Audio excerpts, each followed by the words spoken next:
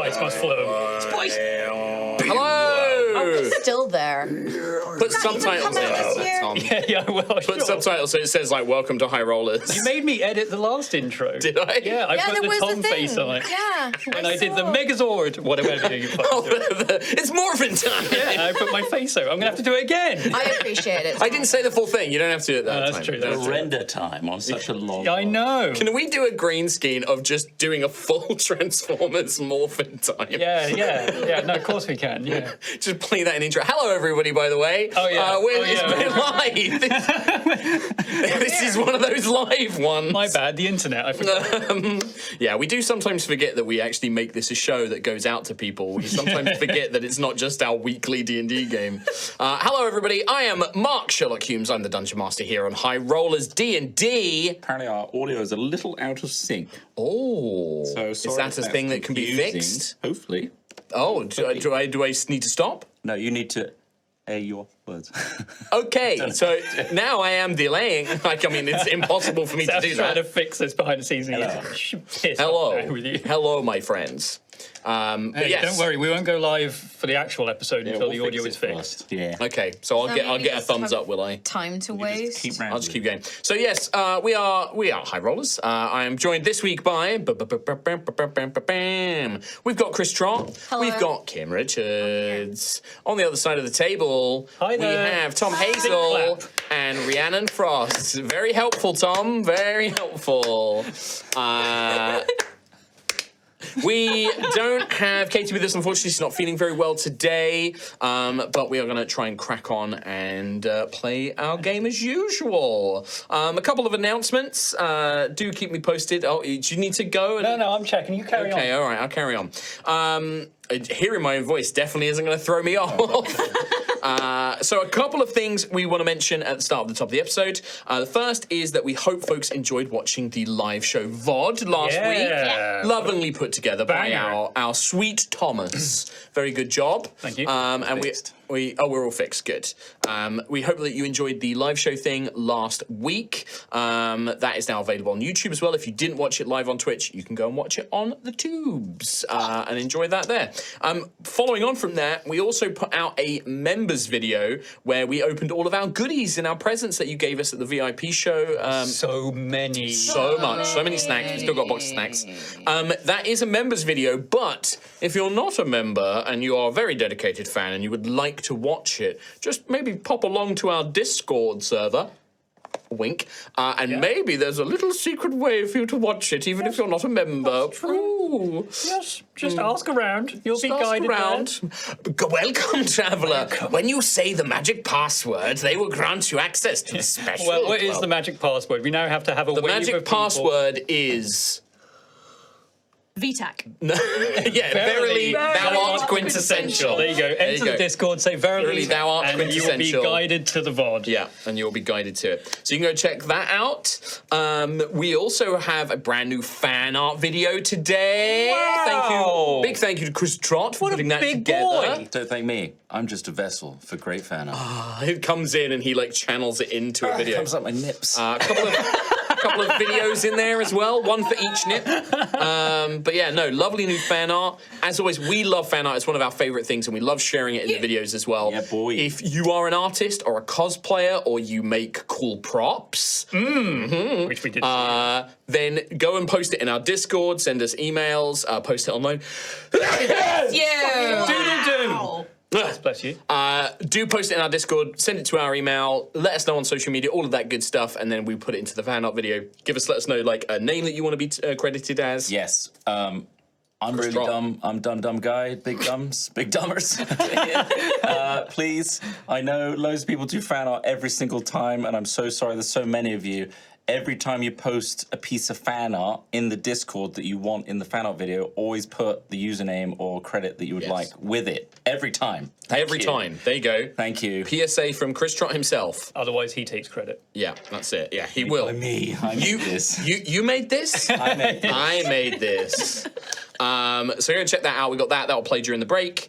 And then the last thing to mention is, and it's a bit of a late notice, I do apologize for that, but anybody going to MCM London October, I'm going to be there. We're not going to be there as High Rollers, but I'm going to be there. I've got a panel on the Saturday, which is LGBTQ plus representation in TTRPGs panel, hosted by Fairythorn. That's at 5:15 on the live stage, which is going to be near the D&D area. And I'm going to be in there. There's a bunch of other cool people from that. I believe Samantha Bart, Karlak from BG3 is going to be there. Love Sam. Yeah. Sam's going to be there as well as some other friends, and maybe some, I've heard a rumor that maybe another friend from BG3 will be in there as well. But go and check that out. Jennifer might be in there, so go and check that out. I will be around Friday and Saturday at MCM October, and also our lovely friends at Roll and Play Press are going to have a booth, and they've offered to let me do a little meet and greet and signing thing there. So if you'd like to bring anything along, if you'd like me to sign anything, you can bring that along. We're going to have a chat with them, and I'll post on my Twitter exactly when and where that's going to be and stuff like that as well. But yeah, keep an eye out on all of that, and I will hopefully see some of you at MCM. I know we've got some cosplayers going. We're going to have some High Rollers cosplayers there and stuff. So we'd love to see you. Yeah. Sorry, that wasn't a why to you, Chris. Why? Just fucking up my shit. Yeah, he already wrote in your notebook last week when you weren't here. Not last week, the week bless before. him. Did he? I noticed it because I watched the stream back, and I noticed that he was very quiet for 5 minutes and was like this, and then I got my notebook back, and Probably can't read it. it's my combat notebook. And it just says All right. pee pee poo poo all over it. Sam's desperately trying to get the Sorry, camera now to Sam. say That's that. okay. But yeah, it's my combat notebook. So There you go. thanks for that. You can watch the VOD and you can see it. There's like 5 minutes where he goes quiet and he's like this, and I was watching it. I was like, right, I got that to look forward to. yeah. He's what I was taking notes for you. Right. I thought you were maybe. Well, with that lovely sentiment, shall we play some D&D? Big hoggies. Yeah. I'm sorry. Verily. Verily. Thou art quintessential. Verily. VTAC. That was hoggies. Let's run the intro and then play some D&D. Yeah. Go.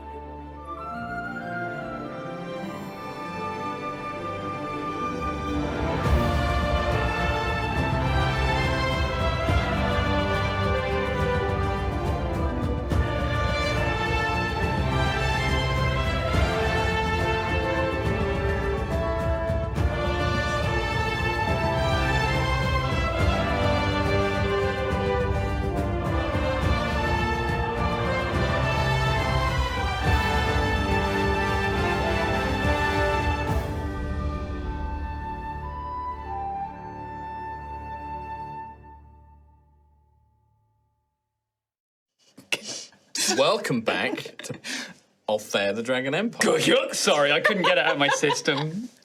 That's right, you're the one who has to cut it out, mate. You'll make it work for yourself. Yeah. All right, are we good? Banjo Kazooie. Okay. Hoggies.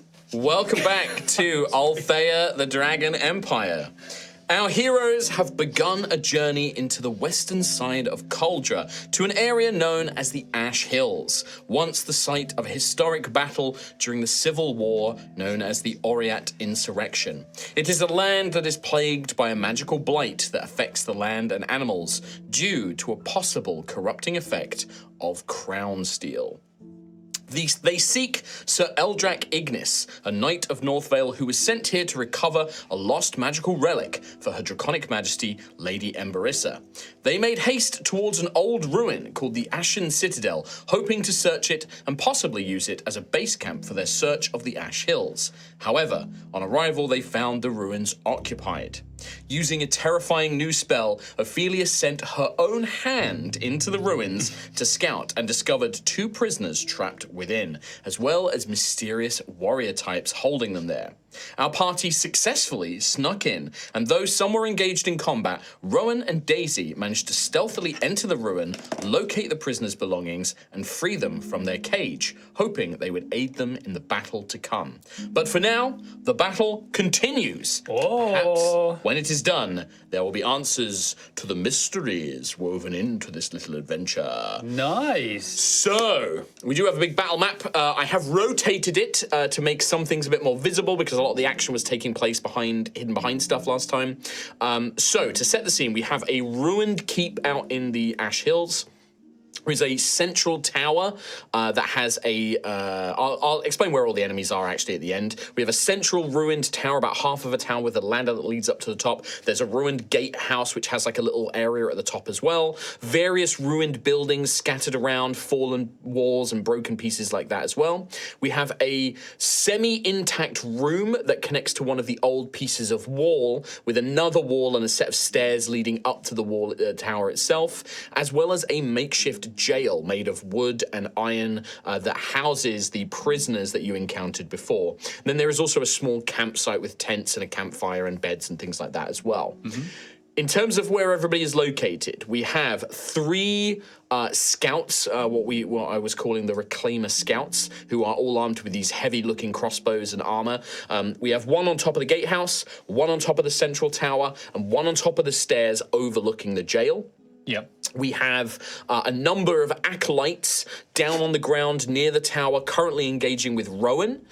We also have a number of acolytes in the semi-intact building, rushing up the stairs to engage Gruff and Xantheus.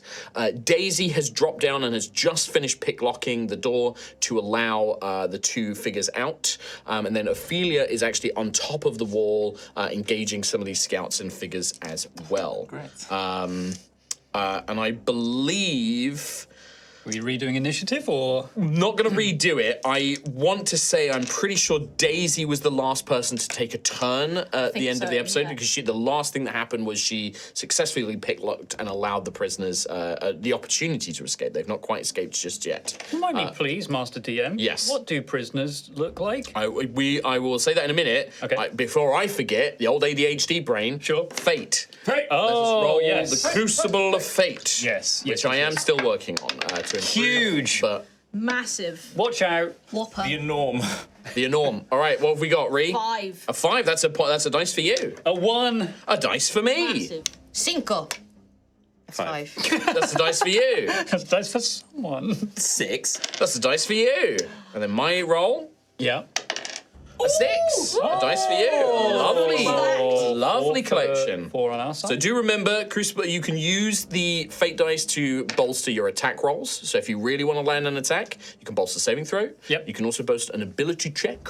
It doesn't have to be in combat, if you're like, I don't know, doing a survival check or perception check, you can always add it. Any dice you spend will go into my pool.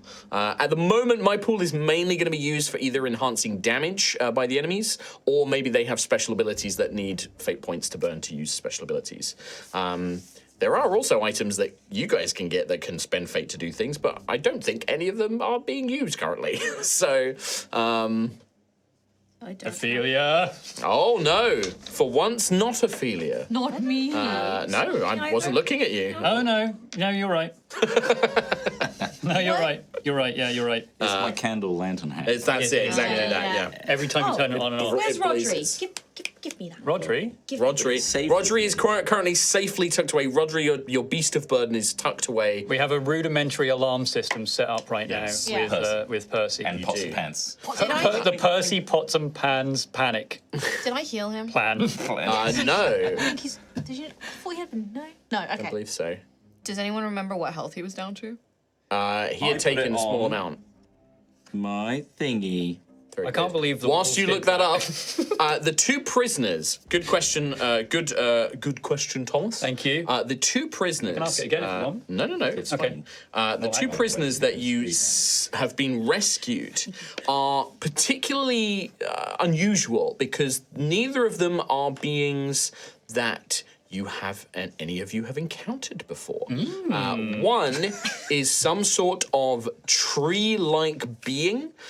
They are sort of not quite just like a golem. They are almost like a tree creature brought to life. They are some sort of sentient plant. They stand quite tall, probably as tall as Rowan. They have these long, kind of thick oak-like, limbs. They have long, sort of bushy. Their clothing is made of leaves and thorns and ivy and things like that, almost like a toga, like a Greek kind of robe. They have, long kind of flowing vine-like hair, but they are almost all entirely wood. Like they are just plant matter, just purely plant matter, no other parts to them. The other figure is a small, what for you guys in the audience at home would know as a goblin. So small-statured, big ears, not just long ears like an elf, but quite wide and sort of at the side of her head, very prominent. Big, childlike yellow eyes. Some you can see like little fangs and teeth kind of like poking through. Very kind of like very chibi anime kind of look to a big witch's hat covered in plants and trinkets and little fetishes and things like that. Wearing like a little capelet and some thigh-high sort of like leather boots and some sort of little witchy kind of druidic looking outfit. A fan artist favourite over the last couple of years. Yes, I believe so. Lots of different interpretations. So those are the two figures there. You have not met them yet. You've literally just freed them. And we're going to jump into, like I said, I believe that Daisy was the last person to act. Okay. Which, unfortunately for you, means, players, it is the turn of the scouts, the archers. Turn off the scout. They're all gonna miss. Once again. All going to miss. There is going to be... Great, actually. So... The scouts, I don't remember them being particularly, like, nasty. Why before. are you setting us up? I don't know, I just don't think they're going to do much. Okay. Here comes the fall. Okay. They're called the Reclaimers. Yeah. And I will. Sorry. Yeah. Sorry. Way ahead, yeah. One is going to climb up the wall to get a better shot on people there, as well as on Ophelia, who had a bit of cover from him shooting upwards. Okay. This one is going to look down towards Daisy and Rowan, and then the one over by the gatehouse is going to turn, and it has a bit of a difficult shot to get to Xantheus and Gruff due to the various buildings. He gets that. Sniper elite. Yeah, well, he doesn't really have a good shot on anybody else, so he's going to go for Xantheus, who's currently at the top of the stairs. Fair enough. All three of them, I need to see if they refresh their ricochet shot ability. This is a recharge ability. So we'll do it for the gatehouse one, does not recharge it. The guy at the top of the tower does not recharge it. The guy on the wall does not recharge it. None of them recharge ricochet shot. They are all going to use one use of their exploit opening ability, which will all grant them advantage on their next attack. Fucker. So they're all going to get advantage, and I'm going to make a bunch of attacks now. So that was a charge that they... They have a certain number of uses of exploit opening. Interesting. Okay. I'm just getting all my dice out, So so I'm going to need those in a minute. the one that's aiming for me through the window, do I Yes. have like half cover or... You will be getting, I would say, I'd say you get 3/4 cover. Oh, wow, So that's a okay. +5 to your AC. Yeah.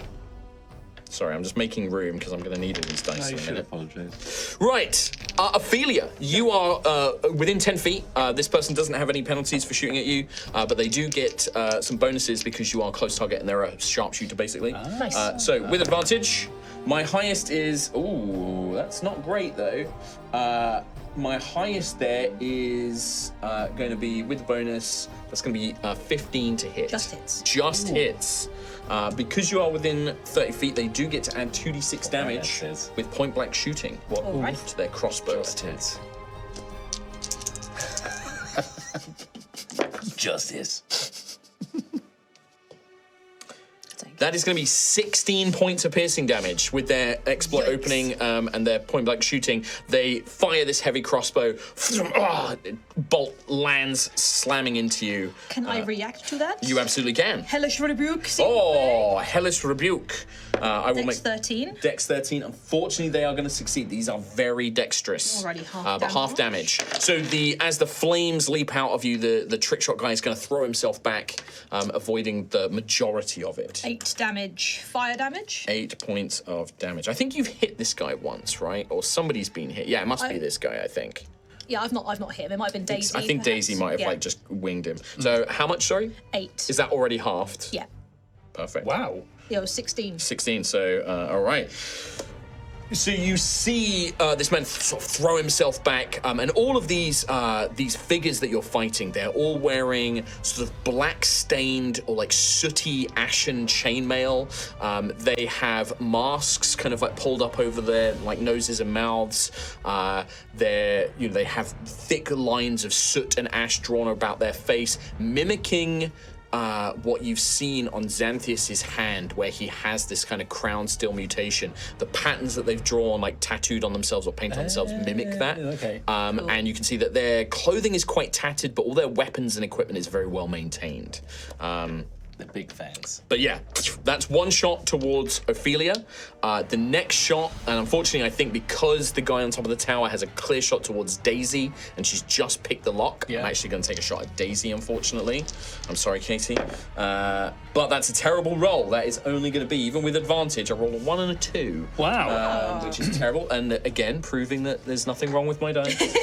That is only going to be a 7. So Daisy, sensing something behind her or hearing the click of the crossbow, sort of yelps and throws herself to the side as this bolt thuds into the ground next to her. Yep. And then the guy on the gatehouse is going to try and snipe Xantheus through the window. What bonus does 3/4 get? +5 to your AC. Plus currently. 5. Okay. Wow, that's huge.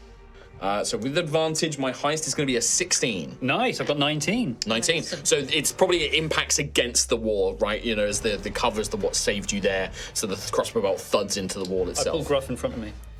Oh, really? I'd love to see you try and do that. I'm What's your so strength small. score? What's your He's strength so score? small. My strength score 13. Yeah, actually, that's better than mine. All right. Better than yours. I'm a druid. Oh, that's true. What's your constitution? Constitution is a +3, 16. 18. It's a tough boy. Anyway, with that, Sorcerer that Pro. is the That's scout's turn done. Ophelia, you are next, and then Xantheus immediately after. Okay, I think Ophelia's going to try and take out this scout in front of her. She'd like to run up and she would rage. Letting that red light enshroud her. The heartbeat beats, your vision goes red, And I'm going to reckless attack this guy as well. almost seeing the Advantage. veins running through his body. Woo! Reckless, you were saying? Yes, please. Very good. I have advantage on my attacks against you.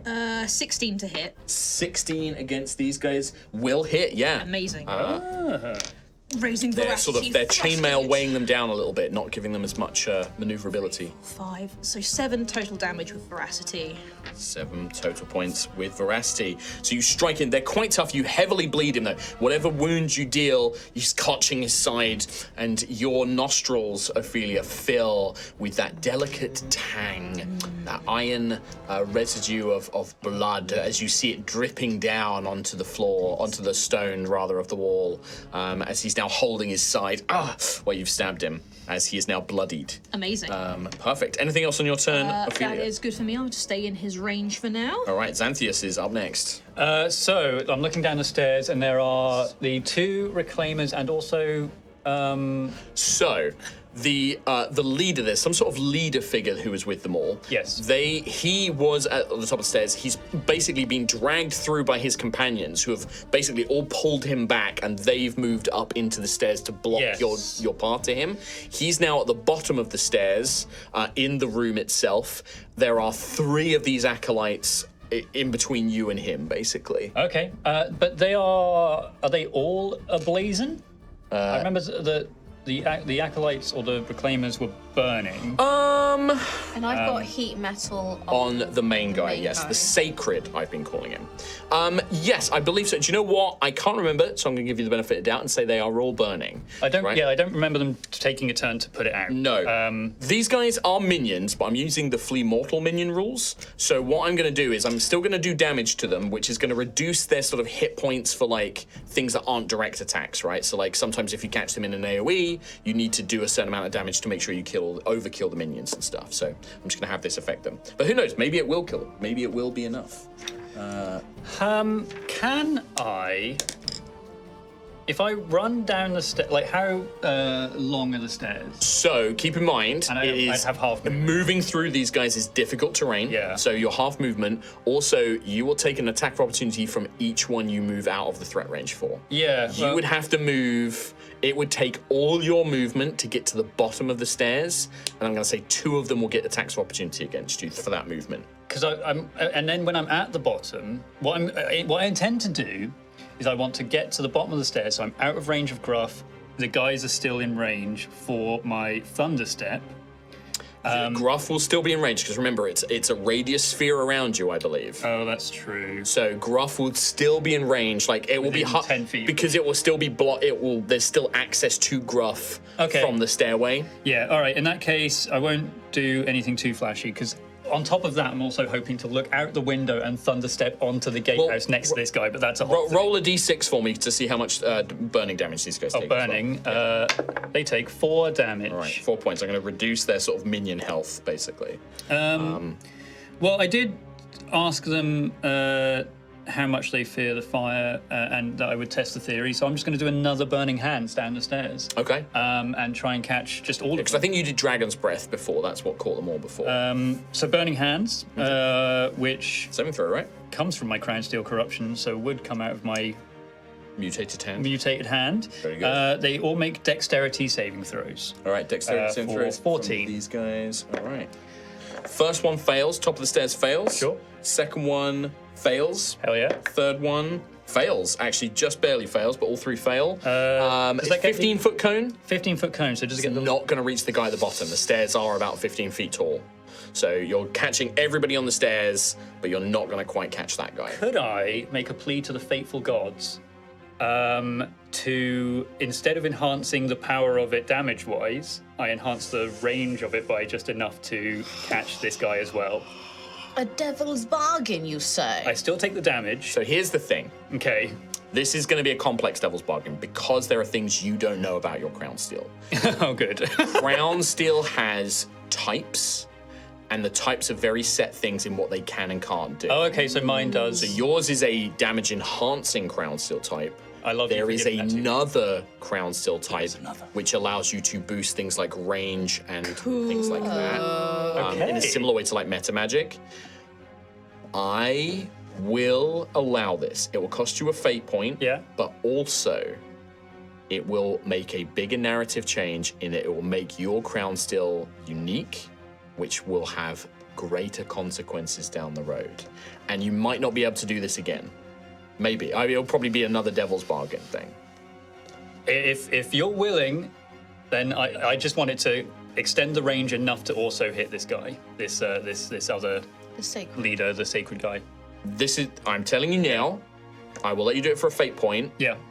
There will be greater consequences to this as the campaign I goes. fucking And love if you greater and if you do it again, it will be the same thing of like it will cost you a fate point to do, but also there will be ongoing elements to it. All this for 3d6 damage, hell yeah.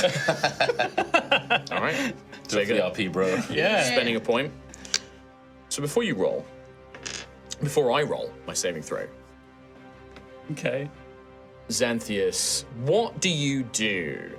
Like, you know that this metal in you can feel this power. Now that you've become aware of it, you now know that there is a power within you that you can draw on, and it fuels your spells. It makes fire and radiant spells more powerful.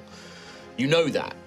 But what is it in this moment? Like, what do you do? Do you try and manipulate that power to try and extend the range, or... I know that from what I know of the Crownsteel, I know that any fire or those particular spells come out as bigger bursts of energy, but there is also...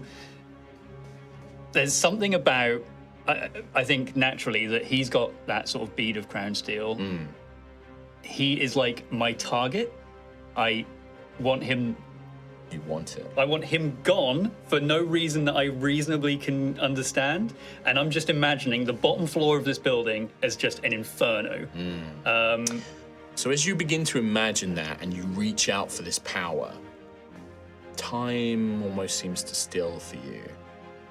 And there is a flash of a vision in your mind as you return to the plaza in Ashen Rest.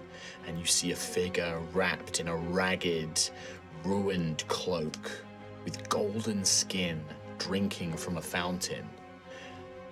And you see just their sort of chin and their mouth, and you can see scars where it's a terrible blow has ripped and torn their bottom lip, but you can see these pristine teeth, many of which are pointed and fanged, but not in a draconic way. Take a drink, you, the inheritor. Drink. And as that flashes, and you feel yourself giving in to this desire, just a grin. And then suddenly erupting, that 15-foot cone of burning hands now becomes a 30-foot cone. Shit. It fills the bottom of this room, backdraft blowing up. Gruff, you see this incredible inferno just erupt and almost backdraft up into you as the entire area is engulfed. Saving throw. Fails. Full damage. It is not damage enhanced, so it's just the area. Okie doke, okie doke. Wow. Wow. 16 damage on 3d6. You watch as... 2 5 and a 6? Yeah. Nice. Wait. No, it wasn't exactly that. 16 you say. Yes. So that is half. No, it's from Crownsteel. Does Crownsteel bypass Crownsteel? Who knows? Who knows? Who knows? The 3 acolytes who are running up the stairs and, like, you know, drawing blades and sort of pointing towards you with necrotic manage are incinerated. You watch as their clothes burst into flame, their bones, their skin, their hair is just incinerated and burnt away, leaving them as black, charred corpses on the stairway. The leader, this figure called the Sacred, like, throws up their cloak and is almost trying to protect themselves, but you just hear just burning as they are ignited, and like all the sort of corrupted area around their eyes seems to flare and their skin blackens as they are also burnt badly by this. They are still alive, however. God. Jesus. Bloody hell, Xantheus. Oh my god. I fucking love Xantheus. He's a goddamn monster. Oh my god. And that's the end of my turn. Oh, that's the end of your turn. That's the end of my turn. That's just that. Wonderful. All right. God. Down at the bottom, near the in the jail, Daisy, Rowan, you had sort of thrown the prisoners' belongings at them. I know you hadn't had a chance to because you'd run out of actions. You're sort of holding everything, aren't you? So in the little jail, this little goblin is. Hang on, I gotta remember. Oh. Miss, I don't know who you guys are, but thank you. But my friend, he's dying. I'll try and help, but I need my staff. And she's like pointing towards Rowan, and you're kind of holding out your bundles. She will drag her friend out. Her friend is currently unconscious, but she will drag them out and basically try and get them away from a lot of the fighting, basically. So she's gonna drag, she can only drag him like 10 feet, 'cause she's only got 20 feet, 25 feet of movement. So she like drags her friend out. She's like, come on, Baranth, come on. And she's like dragging him away, and she's like desperately looking around, scared. And she is just going to, as an action, she will take the dodge action, because she can't do anything right now. She can't use her magic or anything. Cool. And her friend doesn't, like, you can see this wood creature has like wounds and sap is coming out of them, but you don't know if he's dead or they're dead or if they're dying. You don't know, but she's very protective. Yeah, very still, doesn't seem to be moving. And this little goblin lady is like, please, I'll help as soon as you can, but I need my staff. And she's just like looking around desperately. I rolled a d6 for my damage as well. Oh, thank you. You took your psychic So I took 2 damage. 2 points of psychic damage. Okay, interesting. The Sacred's turn. Now, the Sacred's turn. I forgot to do this.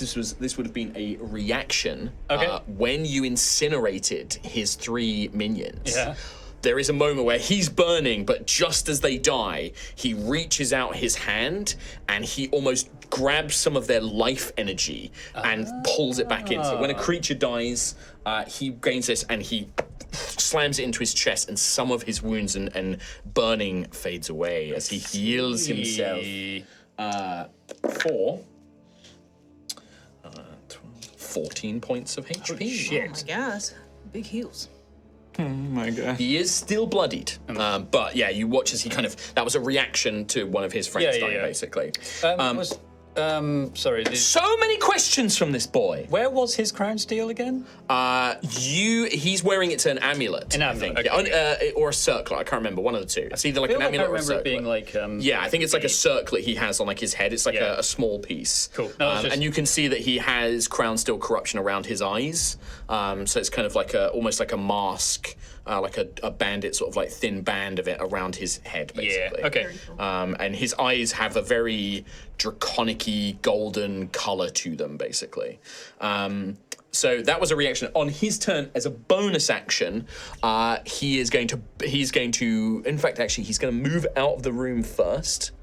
So he's going to actually flee out the door, terrified of this fiery conflagration that has been summoned around him. I guess even on the outside there would have been a burst of flame. Will burst out the door, yeah. He's going to move out, and he's going to... he's going to start moving towards Penelope. As he does, he's going to bellow out, "Rise! Rise, Reclaimers! We must not let these foul traitors, these fools who would misuse the Great One's gifts, come to me, come to my aid!" I'm going to spend my fate points. Okay. Both fate points to summon reinforcements. As you watch, bursting up from this trapdoor over here in this building, a number of these acolytes are going to appear. 5 of them in particular. Bugger. So, they're next to Daisy and Rowan. Yeah. Or they could go up the stairs and try and get to Ophelia. But they're going to come, like, scrambling out, just like, "Sacred One!" Oh, and they pull their blades ready to rush to his aid. That is his bonus action. For his main action, he is going to then throw up his hands, and he is like, and he begins to channel something as black flame begins to coil up his hands. He throws it out, and you watch as within 30 feet of him, so 10, 15, 20, 25, 30. He's not going to be able to hit the guy on the gatehouse, but every other ally, so the 2 scouts, one on top of the tower, one on top of the wall, plus all the minions, their weapons become enshrouded in black flame as he like throws it out. I mean, he's empowering their weapons now. Oh god. What are the 2 guys in front of Rowan, actually? They are acolytes as well. Oh, okay, yeah. So they're similar to the other guys. They're all wearing this kind of like chainmail and blackened armor. They've got blades and maces and axes. Okay. And he throws it all out, and all of them, you can see their weapons engulf in this kind of black flame. Awesome. And that is going to be his full turn to do that. Terrifying for us, but amazing. Great for him. Great for I him. love that for him. After the sacred, it is Gruff. Hello. Hello. I just had a weird out-of-body experience. It's like I was just in another place entirely, and I woke up and suddenly there's fire and screaming everywhere. So I'm just trying to figure out what's going on. But the first thing that's going to happen is that boyo who ran off. Yes, the heat metal. He still has heat metal on him. He does. So I'm going to use my bonus action To make it flare. to make it flare up. Do you know if it was at level 2 or level 3? It would have been the base level, so level 2. Base level, He's okay. doing the voice out of character now. It's the only way to keep it going, Thomas. Become gruff. He's just talking to himself. I am gruff. I was in Wales yesterday, actually. That'll be it. In Merthyr Tydfil. Land of my grandmother. Um, So much lore dumping. So I believe it's a saving throw for me, right? Merthyr Tydfil. Oh no, it's just damage. Yeah, with oh heat wait, no, yeah, it's just a straight up 2d8 damage. 2d8 damage. Oh, yeah. He is resistant to fire, so it will be halved. That is 9 points. So 9 halved to 4. Heat damage. So yeah, you can see he's got like this kind of armored plating, like breastplate and stuff after him, which is glowing red hot. And it's probably beginning to like buckle and sort of like expand itself as well. But yeah, he does take some damage, but he is resistant. How many of the new boyos turned up in this 5. corner? 5? Yeah. Bloody New boys. hell. They are mignon. What's his Bloody hell. flame thing? A concentration. Don't know. No? Never seen a spell like this before in your lives. Into it. I'm into it. I know Unless you've read a certain book. Yeah.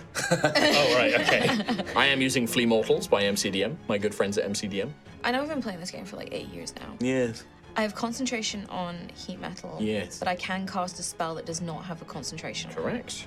But just make sure it doesn't have concentration. It does not. Good. I've made Because sometimes, it's not 100% clear.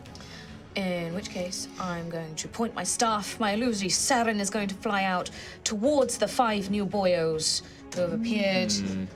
And in her wake, a giant tidal wave. Oh, good. I don't need a thing for that. Excellent. What do I do? Dex save 15 Dex 7 throw 15. for this giant wall of buck. What's the range on it? So the range is 120 foot, so I can point. And it starts at a point and then goes down, right? It's, the area is up to 30 foot long and 10 foot wide and 10 foot tall. So to make sure you don't hit like Daisy, you just start it Yeah, here I can and start basically it there and then knock those guys. Knock them into the wall, basically. So these are minions, and I've been getting a minion thing wrong with the Flea Mortals minions. Okay. If I succeed a saving throw, say like against an area of effect spell, and I succeed it, they don't take damage because they're minions. They just die in a hit anyway. Right, Because I if see. they took half damage, they just die. So Yeah. they don't take any damage. Okay. If they succeed. So that's actually a thing that I've been getting wrong. Sure. It means that they'll stick around a bit more, which I'm good for. So Dex saving throw. Oh, like that. Yes, please. Right. 15. Dex saving throw there +2. The first one succeeds. Second one succeeds. Third one fails. Fourth Gonzo. one succeeds. Fifth one fails. Gonzo. So 2 of them are destroyed because you're going to roll easily enough damage. 10, 11, 12 points of bludgeoning damage. And the ones who fail are knocked prone. They are dead. They're dead. Well, they're not prone as they die. That's true. Technically, So that's still a fact. the water kind of rushes forward. 3 of them manage to either throw themselves into the doorway and brace themselves, or maybe like grip onto something. The other 2 are hit by this wave of water, thrown slamming back into the stone wall. And you know what? Because I can do it in the terrain, the wall buckles and breaks, Oh. smashing out the other side as the tidal wave breaks the crumbling, ruined wall down. Cool. The power of the sea. Yeah, and 2 of them are slain. It also extinguishes any unprotected flames in the area. The black flame around their weapons does not go out, unfortunately. I do. I appreciate it. Cozy hearth fire, that's gone. Anything like that is all gone. Yeah. There also, some of the water goes down the trapdoor. There seems to be something down there, and a bunch of the water flows down there as well. Oh, I've just drowned another prisoner. Great. Maybe. Cool. Well, it does say that the water vanishes at the end, so it's not, it perfect. doesn't stick around forever. It would soak anything in the Yeah, vicinity. yeah. All right, cool. Good to know. So, movement-wise, Yes. So you're currently up here. yeah, I'm currently up there, aren't I? Were there any more acolytes at the bottom of the stairs, or just their charred, dusty remains? Just their charred, dusty bodies. Remember the aunt and uncle in New Hope? Yeah. Aunt Beru and Uncle Owen. Oh boy, I did that. He did that. you did that. me. Only Imperial stormtroopers are this precise. What you did. So precise. I will. You don't look. Sand people too walk hurt, in single do you? file to hide their number. I'm less than half. I am bloodied. Oh, in which case, can I hold in that? No, I can't. Can I hold my movement? No, I can't. If you had your action still, you could, but No, I will. you could action dash and use your dash as your held action. Will I stay here? Without being too numerical with it, I'm only just under half.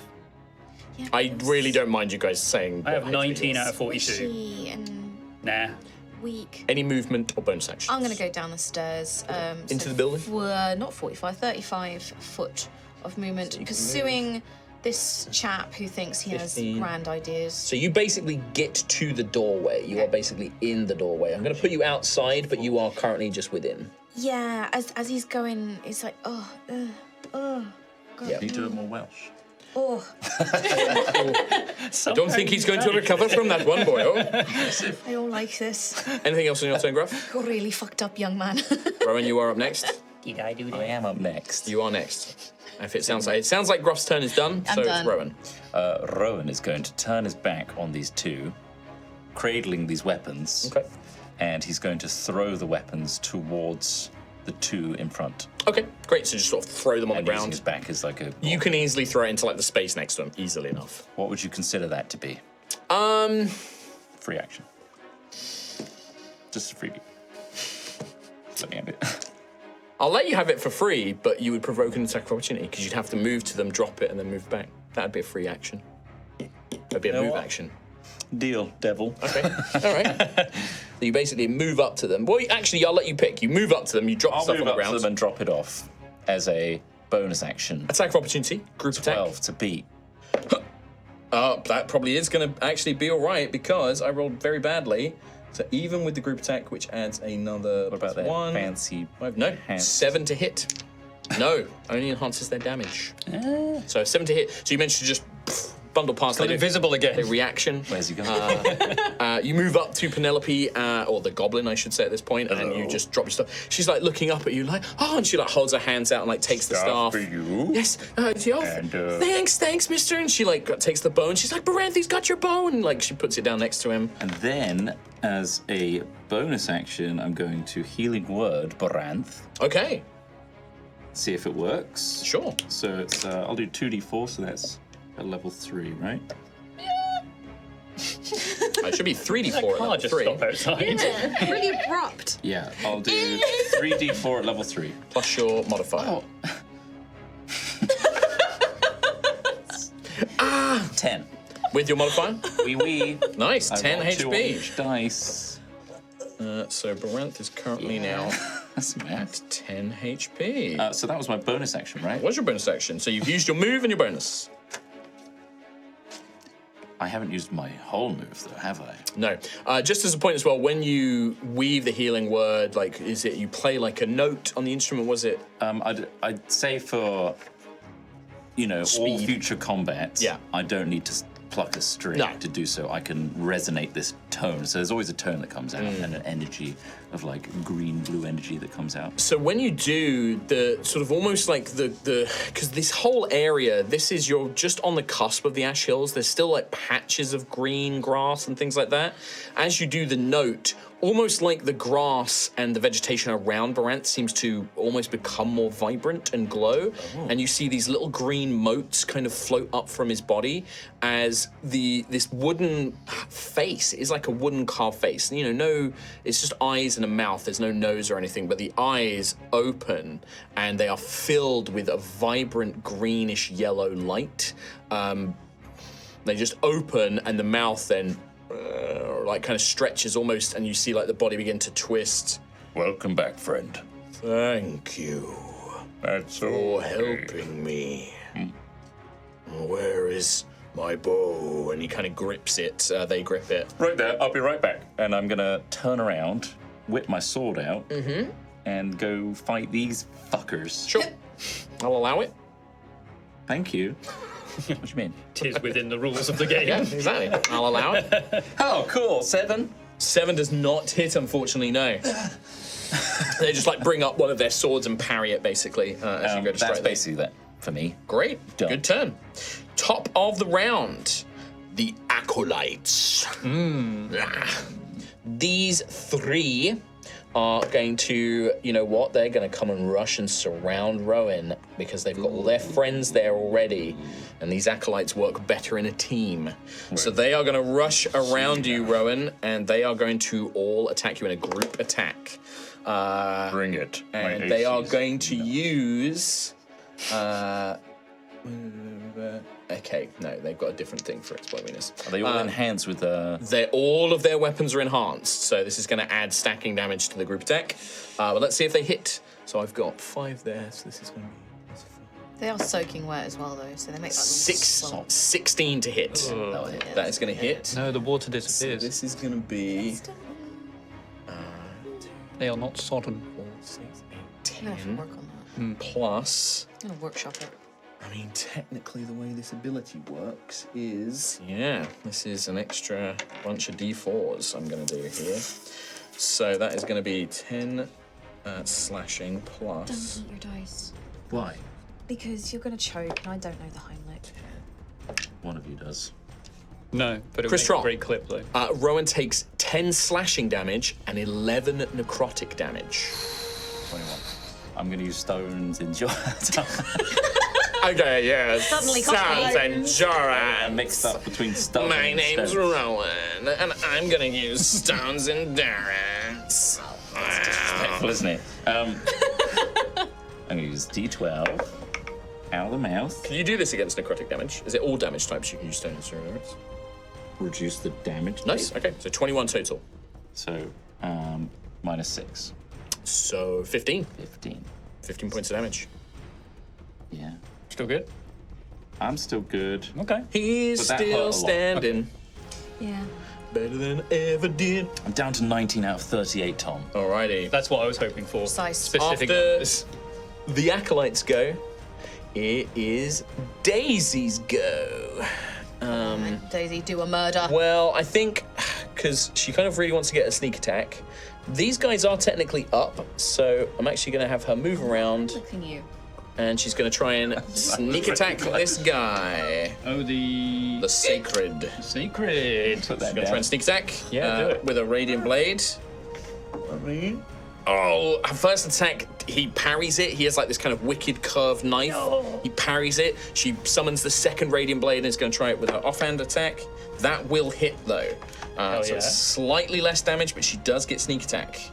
3d6? I believe it is now 3d6. Yes, I'm just checking. I'm just checking. I'm not playing a different character. 3d6. I have a dice for that. No, I'm not using your crazy dice. No, I have a 2d6 dice. Let me know if anyone rolls 2d6. So this is plus 4. It's like the cure. So 5, I'll die. 6, 7, 13 points of damage. Nice. Unfortunately, it's radiant damage, and that also seems to be somewhat resisted. So that's only going to be 6 points of damage, unfortunately. Okay. As you see the radiant energy like cut into him, bypass the armor, and it just doesn't seem to find the purchase that you would expect. Your light cannot hurt me, foul one. I am blessed.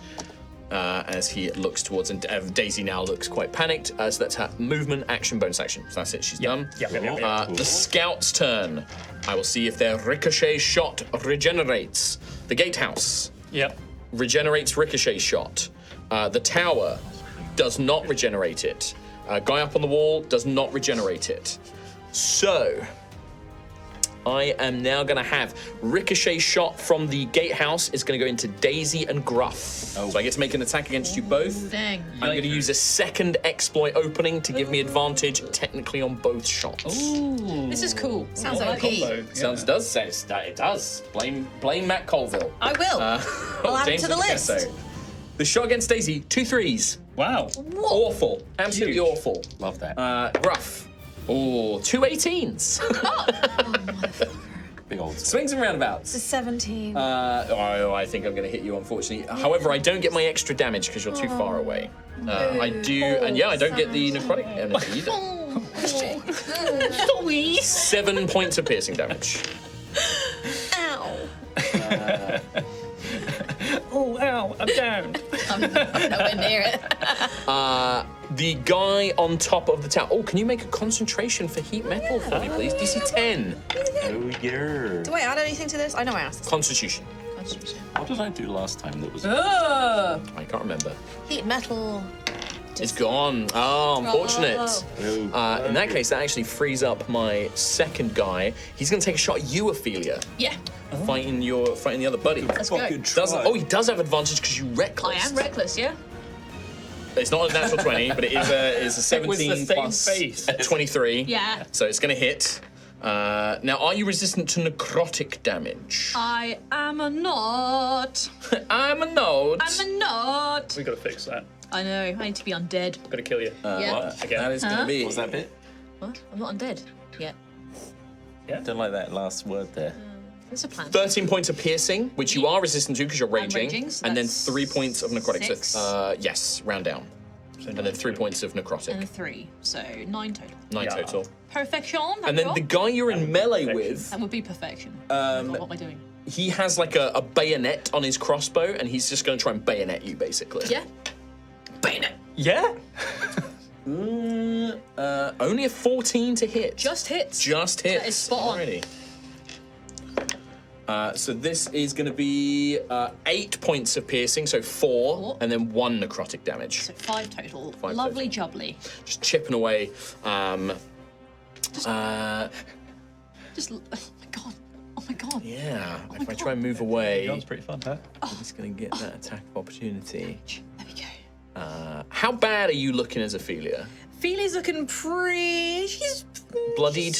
I would say she's bloodied, bruised. Yeah. Okay, in that case, he'll stay in melee combat with you. He's like a trained soldier. He's going to try and stay That's in right. It's got combat. it coming. You can stay by me. He doesn't know what you can do, so he's like, if I can kill this one, then I can go back to shooting. So Nice. he's going to focus on that. That was the scouts go. Ophelia. Then we'll have Xantheus. Can I move around behind this scout man, and can I Spartan kick him down the wall? Thank you. You absolutely Yes. can do that. Yes, absolutely. Do not forget you have Fate I would available like to as use well. Fate as well. So the way this would work is this is a shove attack. So you make a normal unarmed strike Yep. against him. I'll let you use your dex for this. So it would basically be the same as like making an attack with your whip or veracity or something Nice, like that. yep. If you hit, oh god, I'm trying to remember how shoving works. It's been a long time. It actually says Is it it not on the contested thing. against their strength? Well, It says. it's normally an 'cause attack. I was just looking at this. Oh, were you already looking at? The target must succeed on a strength dex, it chooses which, saving throw, which is DC 8 plus prof bonus plus strength. Or you can either push it 5 foot away or cause it to have the prone condition. Sorry, I googled shove and it auto-corrected to shovel. I just had a series of pictures of shovels on my screen. That's foreshadowing. That's what that is. Try to bury me. Altheya and Jesus. Dig myself back out, motherfucker. God, I don't know why that called. Dost thou not believe me? No, Mark? it's not that at all. I just wanted to know. Yeah, because I was thinking of doing it with my hook staff.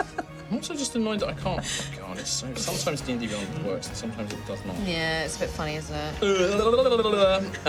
Does it say you? Did it say what the saving throw is based on? It just said must succeed on a strength dex saving throw, it chooses which. So it's just, Which is DC 8 plus proficiency bonus plus strength. Okay, yeah, okay. All right, okay. So this is because I've just checked it, and I think that might be like abridged version. or like a Battle Master version, or maybe it's a new version. Okay. Because in 2014 rules, and this because I was sure it was that you make an attack roll. Instead of making an attack roll, you make a Strength Athletics check contested by the target's Strength Athletics or Dexterity Acrobatics. Oh, you it- succeed automatically if the target is incapacitated. It does say at the top you make a melee attack using your body to deal one of the following effects. So I guess you make the melee attack. And Well, then- no, because and then it's you make a contested check in this. It's completely different. So I don't know where your weird. source is coming from. It's D&D Beyond. So Yeah, it might be maybe that, they've like- updated some parts. It might but be not for others. 2024 or something like Yeah. that. For now, I'm going to do it as based on this, which is an opposed roll. So it's a Strength Athletics check from you. Cool. Don't forget you can add Fate. I shall and add then Fate. I will be making a Acrobatics check because he's a bit more dexterous. Alrighty. Launch this motherfucker.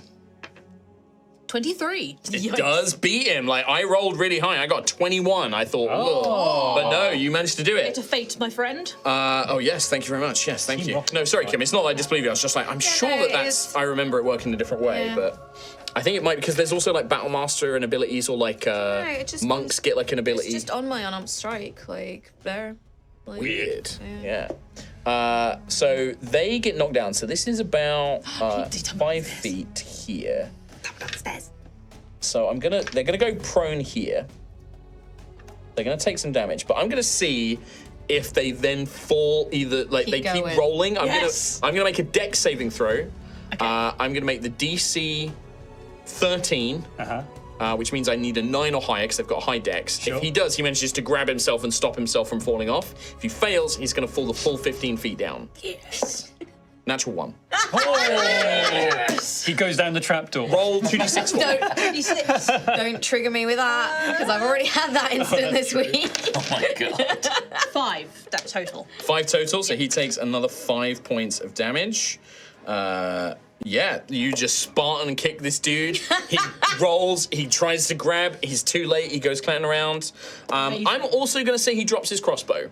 Oh, nice. That one, yeah. Like, yeah, it's like it falls, it's somewhere around here, but it's like it falls out of his hand as he's falling. Lands on the Awesome. floor, fires into him. That is your, so that was in place of an attack, basically. Yes.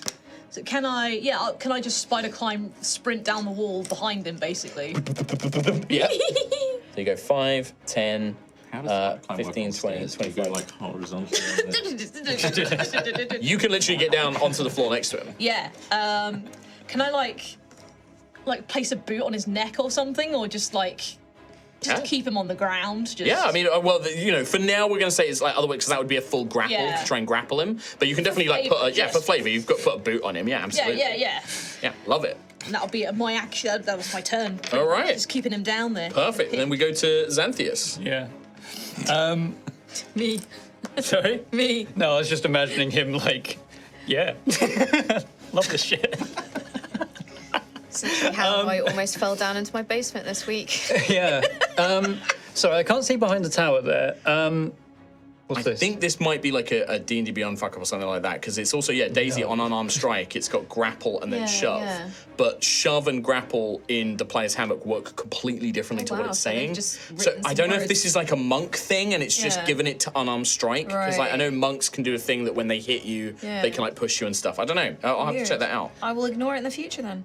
Well, I mean maybe it's right and I'm getting it wrong, but as far as I'm aware, that's not it. Ah, well, it works. Anyway, yeah. The version we did made sense. And yeah, it's in the rules, so. I can't see behind the tower. So there are Around- 5 acolytes surrounding Rowan. Within 10 feet of Rome, what we talking? Literally 5 acolytes. So there's no allies. Nope. Okay. No allies currently. And the wall on the edge of this building, is that a full wall or is that a damaged wall between me and Rowan? Oh, between you and Rowan, it's open. It's open. Nah, it's open wall. Can I run and jump? I want to, while be like in the air, 10. tell Rowan to catch me. 15.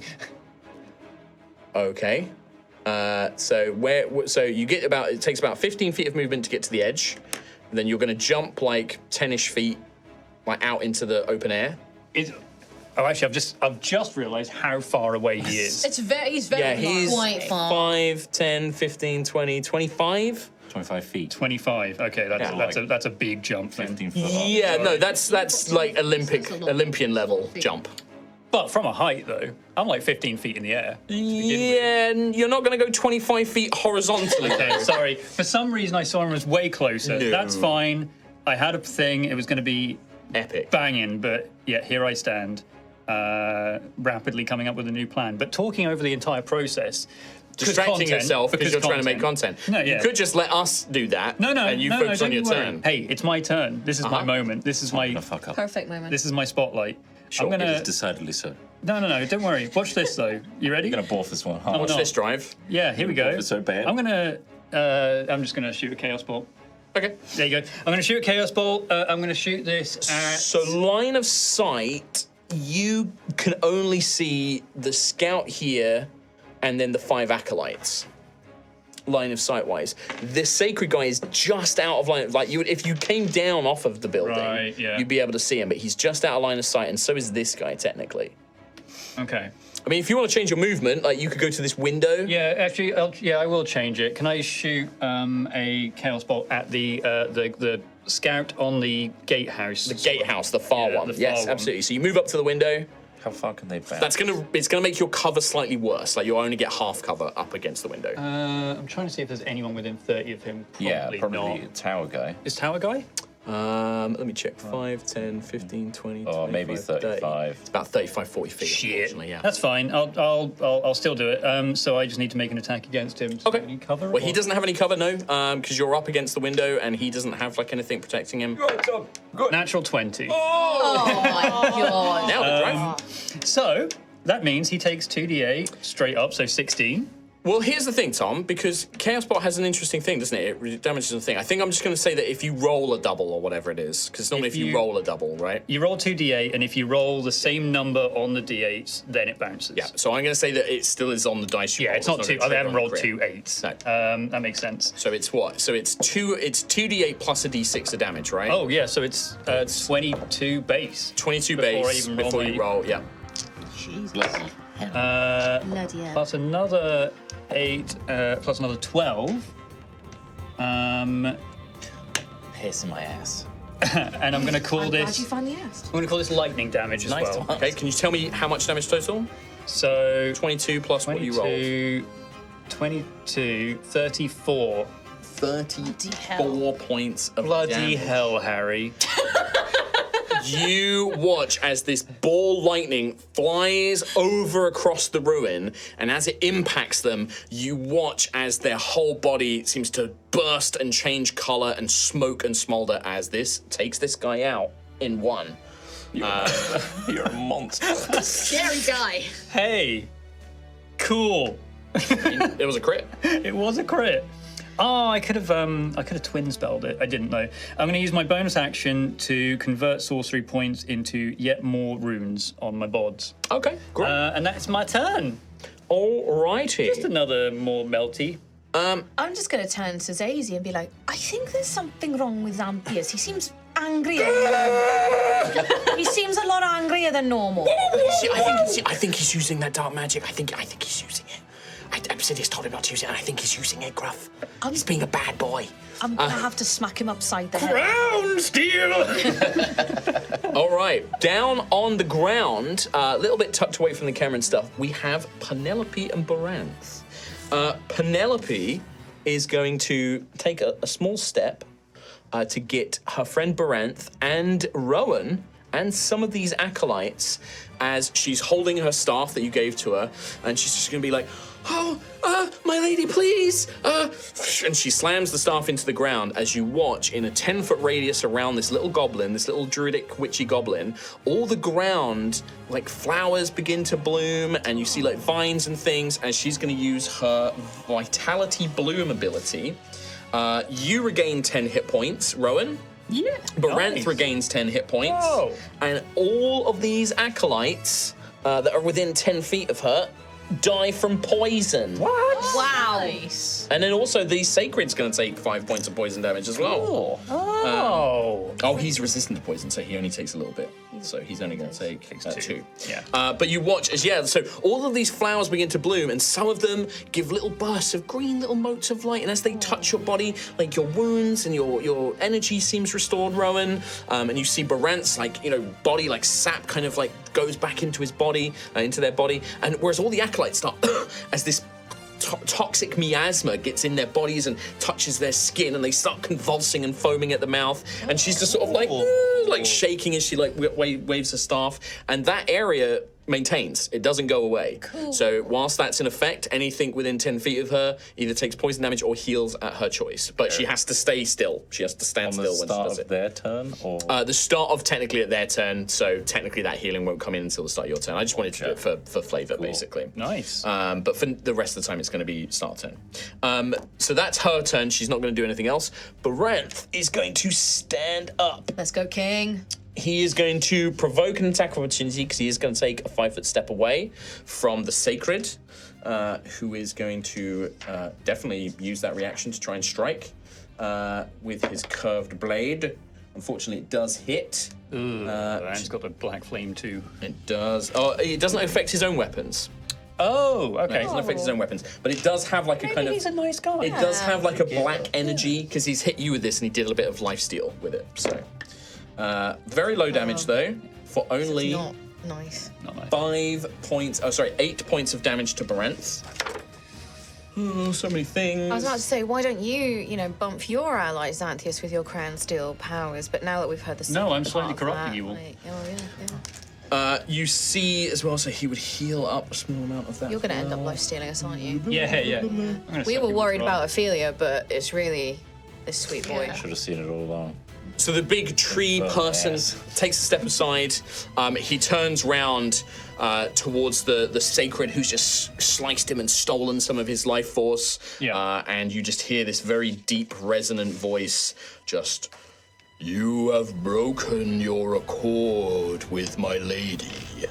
My fury will not be withstrained," as he gets the bow and pulls, and you can see this is like a composite bow, as muscles of leaves and vines, as he launches a halting shot towards this fella. Holy shit. I love this guy. That is going to be a 19 to hit, which will hit. For 13 points of damage. Just fires a log. You can see that acolyte, the arrow thuds in, and it impales into like his lower abdomen. Because it's a halting shot, his speed is now 0. He can't move. Oh, awesome. As he's just, as Barent's just, as this thick arrow from his quiver just slams into him. This guy's. And then he will, as a bonus action, he will just kind of say, "Those who have come to aid us, let the blessing of Altheya flow through you." As you feel an invigoration, he grants all of you 8 temporary hit points. bonus actually. As you feel, again, those little green motes of light seem to drift up from the earth, and as they do, you feel vitality and energy flow through you. What a god king. Better than being everywhere. And that was on the sacred that he just walloped, right? Yes, it is now the Sacred's turn. Oh, God, give it a rest. Just lay down and I die. only have 1 point of fate. His minion was too far away for him to heal from, so he is going to turn on Daisy, because Gruff looks quite scary and mean. He's going to turn on Daisy, and he's going to try and just slice her with his sacrificial knife. That is going to be a hit for 21 points of damage. Yikes. Wait, 21 points of damage? Oh, sorry, no, 21 AC. Sorry, sorry. What? That is going to be... Sorry, I'm managing a lot here, guys. 10 slashing plus 6 necrotic. Daisy will use Uncanny Dodge, I believe she has. I'm pretty sure she has Uncanny Dodge. Yes, so she'll take half of that damage. Yeah. So that will become 5 slashing and then 3 necrotic. So he only heals 3. There's a lot of things going on. 8 damage. So 8 points of damage to Daisy. But yeah, he does manage to get a swipe. She tries to pull herself back, but still gets nicked by the blade. I know you're spinning a lot of plates. Does Uncanny Dodge half necrotic damage? It does, I believe. I believe it just halves all damage. Okay, neat. In the current version of the rules, that's what it does. Yeah, all right. That is his action. He can't move currently, so that's him done. We then go to Gruff. Hello. Does anyone remember if Shillelagh was cast in the last game? Last episode? I think so. Yes, because we made a joke about me doing Someone was Shillelagh. doing the old Yeah. Shakira, yeah. Yes. Mark cast his least favourite spell in the game. Ah. Remember when you said, piece of shit, who cares? About Shillelagh?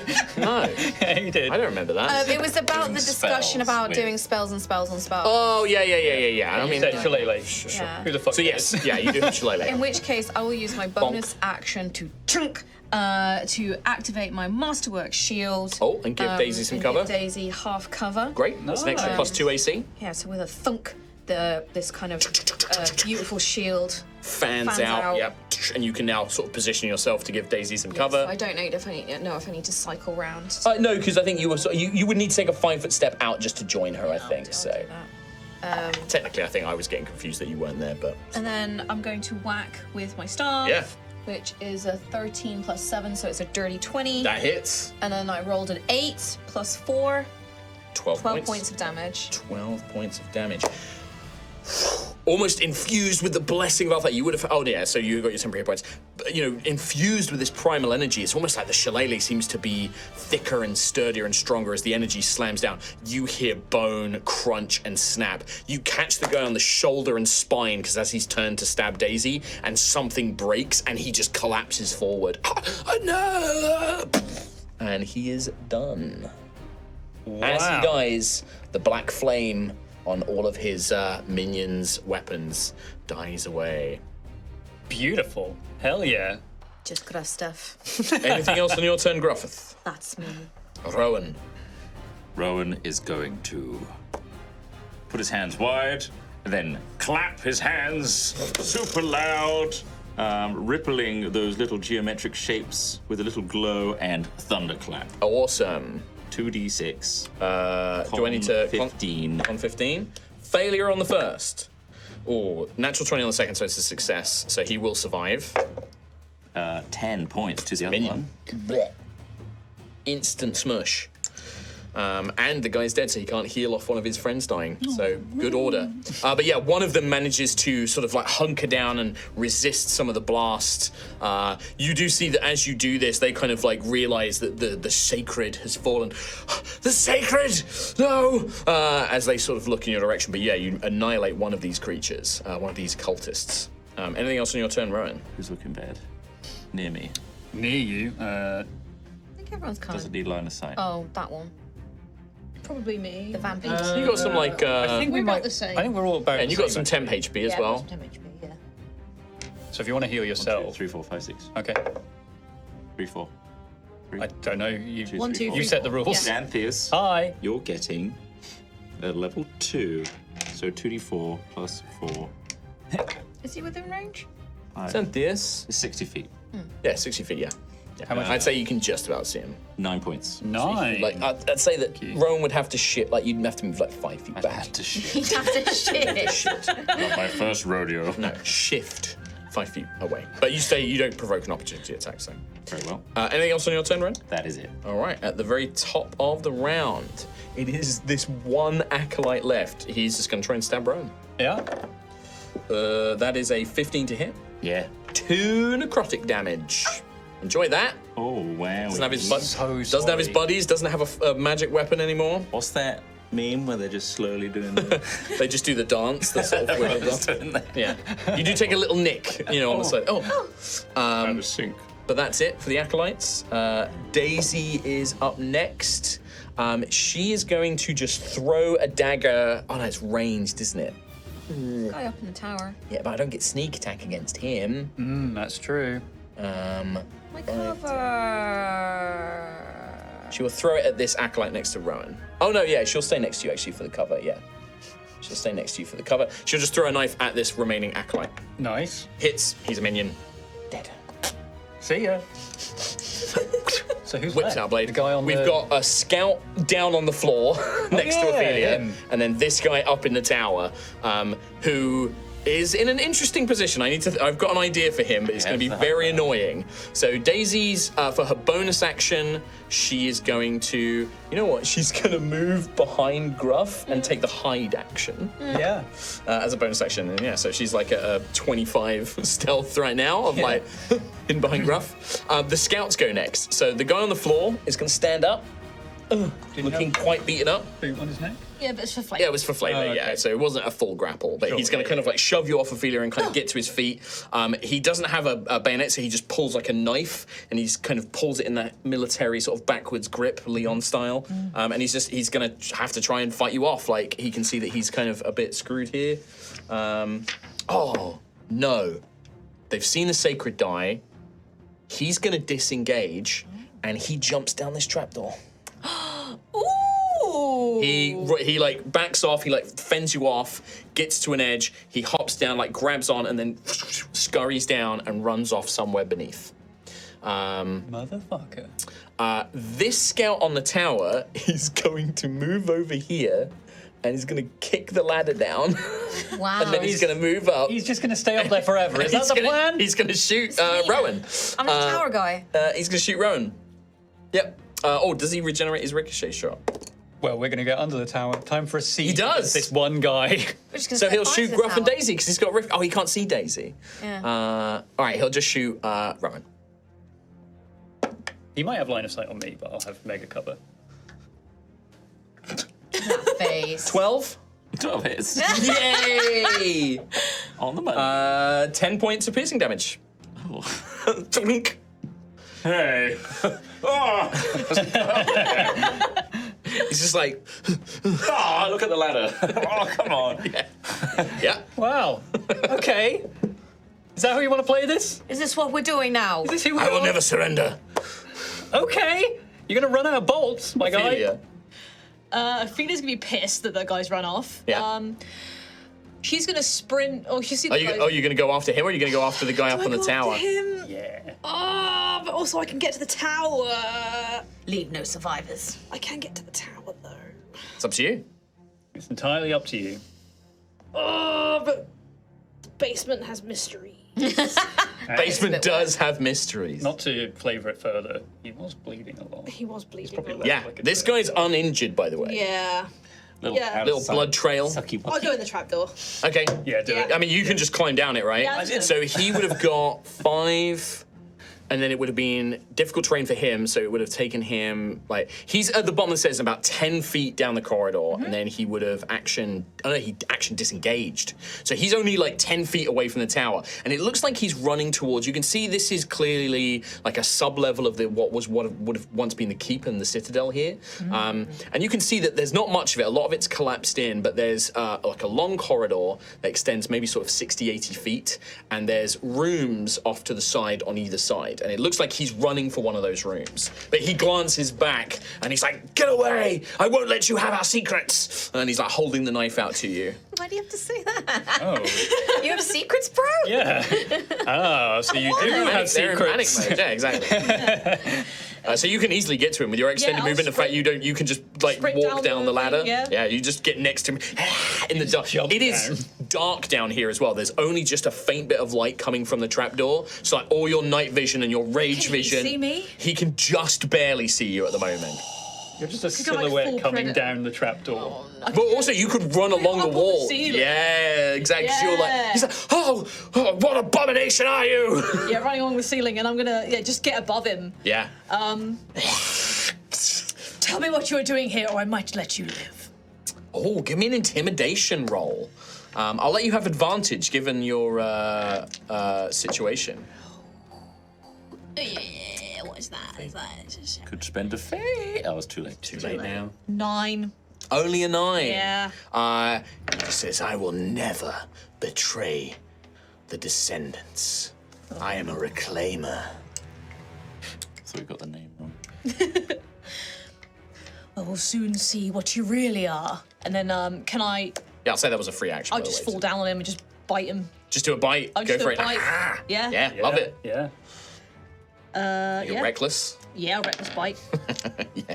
Falling down from a ceiling sounds pretty reckless to me. Yeah. Let's go. 24. Hits. And I would like to Spend your blood points. spend and my stuff. blood points. Yeah. Make that bite big. Big bite. Big bite. Are you going to actually like physically bite him, or are you using veracity? Or are you going to actually just go for the old fangs? I'm going for the old fangs. Yeah, why not? But I'm going to regain my hit points. Yeah. Well. Oh yeah, very true. So 4 plus 2. Oh my god, 1, 2, 3 damage. Plus, what's the? Are you going to spend a blood point? Did you say? Yes, so I could do a d6. Yeah. Oh my god, another 1. Oh no! 4 points of damage. So maybe it's like you bite into him, but he quickly shoves you off. Yeah. You don't get that suck. You know. Yeah. And he's got the knife, and now you're sort of in this CQC tight corridor. You know, these corridors are barely about 10 feet tall, so like, you're real close and up next to him. Yeah. But yeah. And can I bonus action Form of Dread? Just to make it even worse for this guy. Do you want to have done that before you attacked? Because then your thing triggers, right? Or does it trigger anyway? The frightened effect. It triggers when I attack. Yeah, so do you want to technically do that before you attacked? Ah, could do, yeah, for flavour, just to really fuck him up. All Yeah. right. So wisdom saving throw? 19. Yeah, so that's There you go, fine. that's fine. So yeah, I mean, it makes sense that he'd already resisted the intimidation as well. So yeah. All right, cool. Anything else? I'm just going to stay with this guy. Yeah, Xantheus. It's like trying to get a Stalk him in the straw dark. into a Capri Sun. You just can't quite. I'm a xenomorph.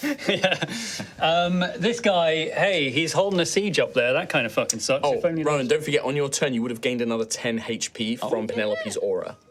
Does it stack or just go up to 10? It's, oh no, Penelope's aura is normal healing. It's like 10 HP of healing. It was Baranth who did the 10 HP. Marvelous. This guy, Yes. where's he looking right now? He just shot at Rowan, so he's like looking down this way. Cool. It'd be a shame if someone thunder stepped right up to him, wouldn't it? Yeah. Which is what I want to do. There's no one in the room with me. I guess everything in 10 feet of this room is about to get blasted by thunder. Okay, so it won't hit Daisy and Gruff, who are on the No, bottom, it's so just you're 10 high feet. enough up. Yep, okay. I want to thunder step behind this guy, Nothing personnel, which is kid. a full action, yeah. Teleports behind you. And if there's something I can do in his surprise to just prod him off the edge, I'd like to.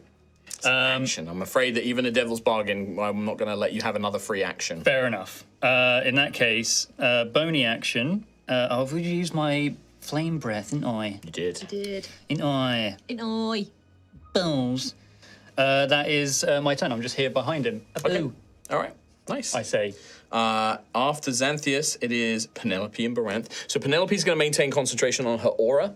So anybody within 10 feet at the start of their turn will gain 10 HP if you step next to her. She can't do much else while she's channeling that ability. She will... Nope, that's all she's going to do. She will just sort of stand there, hoping Baranth is going to stand behind her. And he's going to take a shot up this guy. He does have quite a good cover from the shot, but he's going to have the 3/4 cover because of the what do they call it? Crenellations. Oh. Yeah. So this is a +5 to his AC, but let's see if Baranth can hit. Ooh, maybe. Yes, he does. 19, just barely beats it even with the cover. Great. So this giant arrow kind of maybe distracted by you teleporting behind him. Baranth's arrow does strike for a total of 8 points of damage to him. First damage this scout's taken. Yeah, yeah. He's kind of caught up on the chin by the large arrow. You cannot stay there forever. After that, No, he won't. he's dead. Gruff. I will And then Rowan. tell And then maybe we'll take a break. Daisy to go into the building and cover herself. And then can I move up to Penelope and like provide her with cover? Yep, you gain 10 HP. Oh, what a lovely human being. Gnome. What a lovely gnome. Goblin. Goblin. Goblin. Do you want to take that entire... What a lovely goblin. There it is. Perfect. That's the one. I'm not going to... No. And then I think I might cast a little moonbeam. Ooh! Because I can do it without clipping that one. Yep, and without clipping you or Rowan. Yeah. Because it's a 5-foot radius. Yep. So let's do it. Let's do it. You basically put it on like the corner of the tower here Yeah. and catch him. So can I have a Constitution saving You may. throw? 15. Fail. Please? So 2d10. What's a d10? Just roll it twice. I rolled an 8 on one, and I'm guessing that's a 1 on the other. What was it, 0? It's a 1-0. That's 1.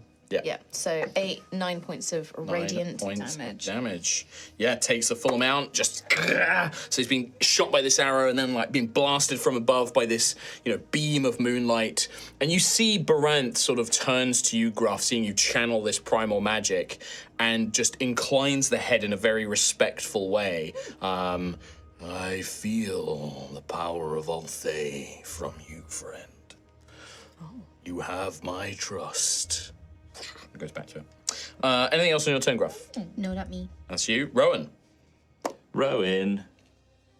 So technically, So Ophelia not- is down here at the moment. Can he see this fella? Yeah, you can see him. He's got 3/4 cover, so he has a quite heavy cover. If you move round to the side that you... Pivot round. Yeah, you can pivot round to, like, here. Pivot round. Pivot. Can use vicious Pivot! vicious tone, Oh, which yes. is my vicious mockery. Yeah. Wisdom save 15. So 15. Fail. Cool. Simple 2d4 damage. Hey, it all works. 5 5 points of damage. He's looking rough. Cool. He's like holding his head, so he's been shot. He's been blasted from above now. He's got this ringing in his ears. Okay. Starting to regret his decision. Yeah, I he's having a shout bad to day. Xantheus. Yes. You could just jump down. It's gonna be fine. Oh, yeah, When you're done. yeah, sure. All right. Wow, maybe we can rush through. We can rush through a turn, can't we? So Finish this up fight. Daisy is going to. You know what? Daisy is going to move in, action, and then bonus action dash up to the top, and is going to try and throw a knife at this guy. Yeah, all right, do it. Does have the extra cover, but she might get lucky, which she does. 22, even with his cover, still hits. Wow. Xantheus is Sneak there, attack. so Hey. he gets the sneak attack. Yeah. +4. That's going to be 12. 16 points of damage. Hell yeah. Spicy. Which is enough. So you watch us kind of sniping him through the little crenellations. Daisy kind of gets up and she's like, just slabs into this guy. Yeah, I'll jump down, Rowan. His body falls down instead. But yeah, Daisy just absolutely snipes him. Yes! Does a little fist pump. Yeah. After Daisy, the only thing we have is the combat down in the corridors. of course. The daredevil flashing red light in the darkness. He's gone full John Wick. He's got like this knife. He's like trying to engage with you now. Nice. He's going to use his exploit opening to get advantage, and he's going to attack you with his dagger. And I'm reckless as well. Oh, he's ready, so he doesn't even need to use No, it. doesn't need to. Is he in dim light though? He's in dim light, yeah. Okay. Does that affect? It doesn't do. It doesn't affect attack rolls. Yeah, It's okay. just affect perception. If he was in total darkness, like right now, he has enough light coming from the room, Yeah, the trapdoor fair being open. That is going to be 20 to hit. Yep. But he's only going to get his d6 of damage here. That is, however, going to be 9 points of piercing damage. So half that to 4 for your rage. Kind of swipes at you. He can't move away. Does he risk an attack of opportunity? I think he does. He's going to risk an attack of opportunity. Really? He like swipes at you and then he throws himself back and he makes a run for one of these rooms. Oh, okay. The secret Yeah, room. So go for it. attack. Can I be reckless on this? No, unfortunately, it's on your turn. You can choose to use reckless, and then it doesn't apply to attacks of opportunity. Okay. I think. You could have added a fate though. It's all Remember, right. 18. 18 hits. Amazing. Get him. And I'm going Get to him. use a Crimson Fury point for an extra d6 of damage. Nice. So that is 4, 5, 6, 7, 8. 8 points of damage. Total. That was he this looking? guy at the top, wasn't it? It was, yeah. So, as he turns, he gets the swipe, he turns, he gets a few steps ahead, and I imagine very Castlevania, you like run after him. Naruto run arms behind you. Like Castlevania. Skin yeah. shrink wrapping that he does. Yeah, if you the fall form of dread. Well, no, because I think Camilla, like... They do Yeah, it like he does a... the back, whole yeah. like Naruto. Yeah. Yeah. They do like a walk So, dash thing, yeah. you run up on the wall, run up to the other side of the wall. He turns one way, you're not there. He turns, and then your face, and then you just plunge Veracity into him. Just collapses as you are now in the full darkness of this tunnel, man. just with his body, his fresh, blood-filled body, Ophelia. He's going to take a little dranky drank. No one else is I was going to around. ask, can you opportunity attack bite?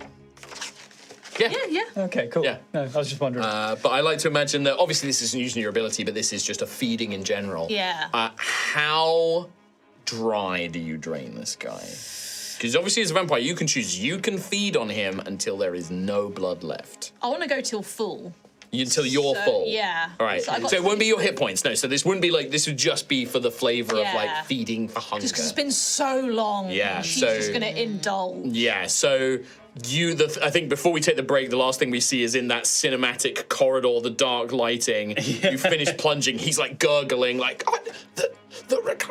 and then you just into his neck, and we just watch as you drink and drink and drink. His body and his like skin becoming tight and desiccated, and his skin, his eyeballs shrinking as all the blood in his body is sucked dry. Just this red corridor. And then we just see the body fall from your arms as for the first time in so long, Ophelia, you feel sated, so deliciously full, and what rich blood it was as this body just slumps to the ground. Your chin and mouth is just covered in it, and all down the front of your top and everything. real messy. Just messy, just Yeah. savaged into.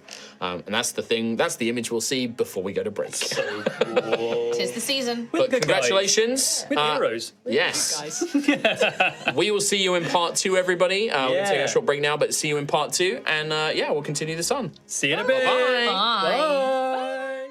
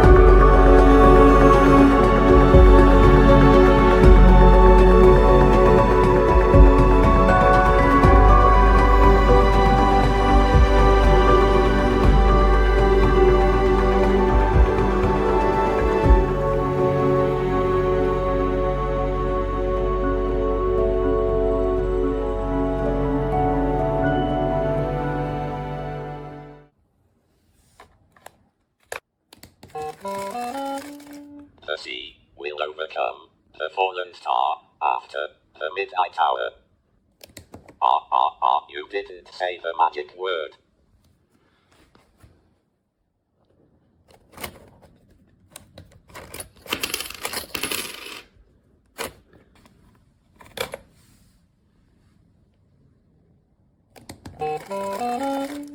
The Wanderer will prepare the Forest of Dreams in the heart of the garden after the morning. That is the minions go, so we go to Xantheus. Oh shit. Death saving throw, please. Watch this, nat 20. Don't say that. Nat 20. Oh my god. He's not confident. I can see it. Well, it's the start of your turn. You are on 1 hit point, my good man. It is going to make a slam attack against Xantheus. Yeah. 18 points of damage. Okay. Crunch. I am down. That's the minions go. Xantheus. A death saving throw? Yes, please. Okay, but watch this though. Natural fucking 20! God, are you serious? I am undying! You cannot kill me! You tried to bury me, I dig myself back out, motherfucker! You hit me with some thorns, I rise again! I cannot die! He is risen! Oh! Put this man in a cave and name a holiday after him! 1 HP! He is Altheyan Jesus!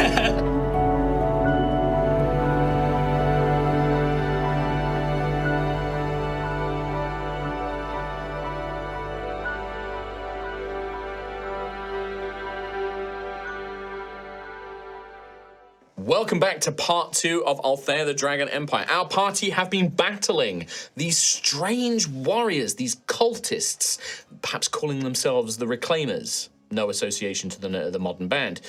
They have finished the battle. None. Modern band. Well, like they're kind of like they're not fantasy ye oldie band, are they? No, yeah, you're right. They have finished their battle against them. One of the number of these reclaimers tried to descend into an area beneath the ruins, but was caught by Ophelia, who has devoured him in a feast, leaving the rest of the party upstairs with the released prisoners, a strange goblin woman who seems to have some druidic powers, as well as a sentient tree-like person. And that, my friends, is where we jump back in today. What about if you just raise the ladder, Rowan? Just raise the ladder. Trust me. Trust you. It's Trust quite a me. long fall. Come on. I don't know about gonna be this. okay, Are you sure? wink. Just raise the ladder. Okay. Wink. What's the wink? Come on. Come to Papa. Oh, I hate this. I'm gonna try and fall off the tower towards Rowan's arms. All right. Okay. Are you going to try and catch him? No. Okay. I'll roll the full damage. Please say yes. Gruff is watching this and he's just starting to dial up her cure wounds or something like that. Okay. Are you gonna catch me? Jumping? I've jumped. He's jumped. Featherfall. Oh. I do it. So yeah, you watch as you begin to Okay. slowly descend and you float back down towards. Oh, good one. Good one. Well, you did catch me, so thank you for that. Is everyone okay? Is all of the, what were they calling themselves? Reclaimers? Are they gone? Yes. You see. Wait, I haven't really seen. Oh my God! What's happened?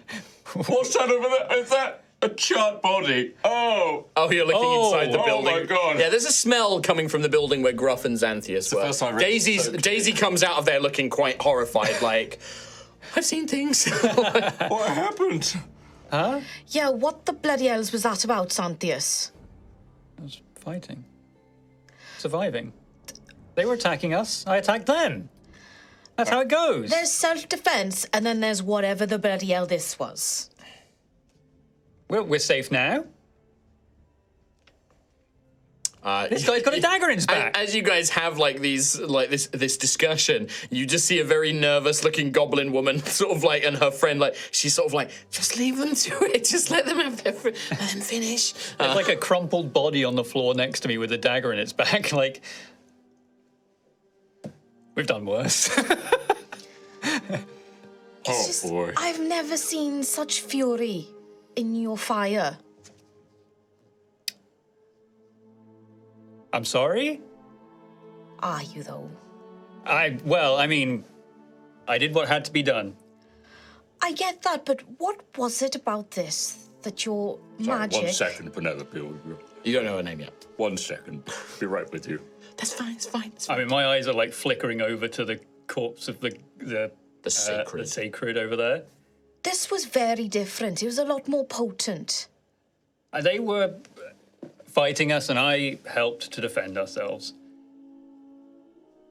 Was it aggressive? Maybe. Was it effective? No, Certainly. I'm not worried about that. I'm worried about the fact that there was something different about this one. I was right there. I singed my whiskers. I'm sorry about that. Why was this so furious? I can't tell you. I don't know. There was... Something just took over, okay? What? I glance at our new company. They are, so when you glance over the little, and to you guys, you would just see this, about the size of a halfling or a gnome, but she has quite prominent green skin, yellow eyes, big ears stretching out. She has this, turquoise, very vibrant sort of cyan turquoisey hair that kind of spills out from underneath her big hat. She's got like I said, a sort of almost pear-like figure. It's very kind of chunky legs, like with these thigh-high like kind of boots, but then she's got a very tiny sort of like little upper body, very big head, and she's sort of like looking around, looking a bit nervous, but she's tending to the tall, very sturdy looking tree person. And even like their torso, it's not complete. Like there's sections of it that not skeletal, but it looks humanoid roughly, but you couldn't ever mistake this as a person. Bits. You can see through bits and stuff like that. Yeah, like the shape of the tree. You know how like sometimes trees have like chunks of it missing or something, where it's been blasted or had damage and it hasn't fully repaired, or sometimes they just grow in weird ways. It kind of looks a little bit like that. Knobs in them. No, they have eyes and a mouth, but no facial expression. It's just like a line of a mouth and then these big glowing orb-like eyes. But looks very sturdy, very tall, very bulky, top-heavy, big, thick arms. May I insight check Xantheus on his last line on me? I can't tell if it was Xantheus who was shady or Tom who was shady or Tom. No, that's probably me. I'm sus. You can certainly make an insight check. Natural 20. +4. I'm like edging towards this. You've seen this guy, right? He has like Crownsteel around. You see it around his forehead. Like the eyes keep flicking to the Crownsteel. Xantheus is like, whenever he can, he's like, and you don't even know if it's conscious he's doing it, but he's moving towards it, and there is definitely a look in his eyes. And there is, and I think that, to correct me if I'm wrong, Tom, but sure. there seems to be a bit of a sort of smugness and a joy, like, yes, I overcame them. Yeah, I think powerful. Even beyond this insight check, I'm still talking of like, I know I'm your charge, Gruff. I know you consider me to be, you call it meek and firm and vulnerable. I consider it to be weak. I just stepped up, is all. I don't.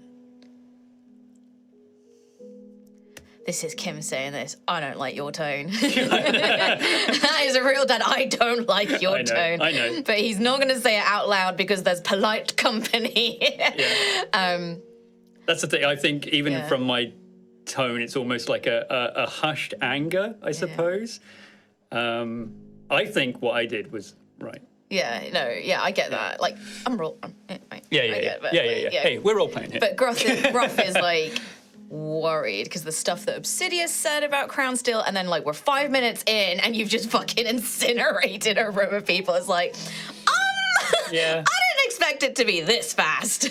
So, sensing almost a bit of a lull in that moment where, like, Xantheus says this and there's this awkward silence, this little figure sort of chirps up with a little voice. And this, at this point, Ophelia, you are snacking away. This is like what you are going to be there for a little bit while you drain this body. But you just hear this voice, like, and I have to remember it because I always have to get my voices right. Hello? New York kind of guy. Yeah. If I can, I just kind of want to say thank you so much for freeing me and my friend. I thank you so much for helping us. I really wish it hadn't come to violence and that you didn't have to kill those guys. But thank you so much. I take a knee. She next. awkwardly like takes her hat off and is like holding it up next to her chest, and she sort of bows her head. I get to like as much head height as I can. For you, it's like you are down on like one knee, and even then you're having to like lean forward. Like she is like maybe 3 foot tall. She is tiny. Are you well? Oh no, Your they didn't hurt me, but Barant they hurt him in the initial attack. But you know he's real tough. He's kind of hard to kill. But I couldn't wake him up because I didn't have my staff and I didn't have my reagents and my magic. But yeah, no, we're okay. Are you okay, Barant? And you just see this tall figure like, I have suffered injury, but I am recovering now. Thank you, strange travelers, for helping us. I'm still staring daggers at Xantheus. We're very happy to have helped you.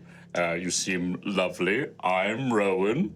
Oh, a pleasure to meet you. Oh, I'm so sorry I didn't introduce myself. I'm Penelope Petrova. I'm the assistant of sorry, I'm getting... Don't tell me.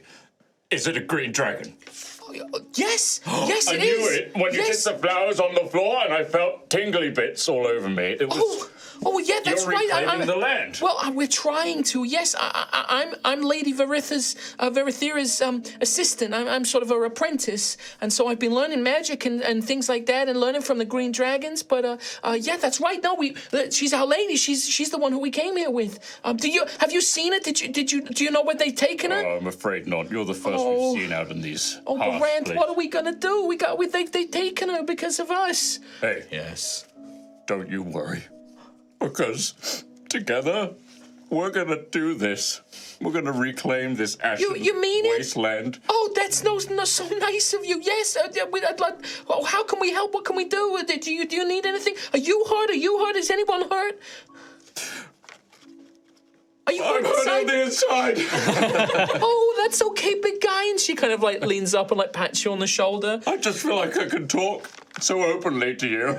Oh, that's real sweet. What a sweetheart. We have some issues internally amongst our friend group, but we do love each other. I think while they're having that conversation, and Gruff is kind of staring daggers at me, I've just like almost turned my back on Gruff. I'm like the body next to me. I'm like turning them over to see the sigil, to like almost loot the body, I suppose. Which body? The sacred. Body.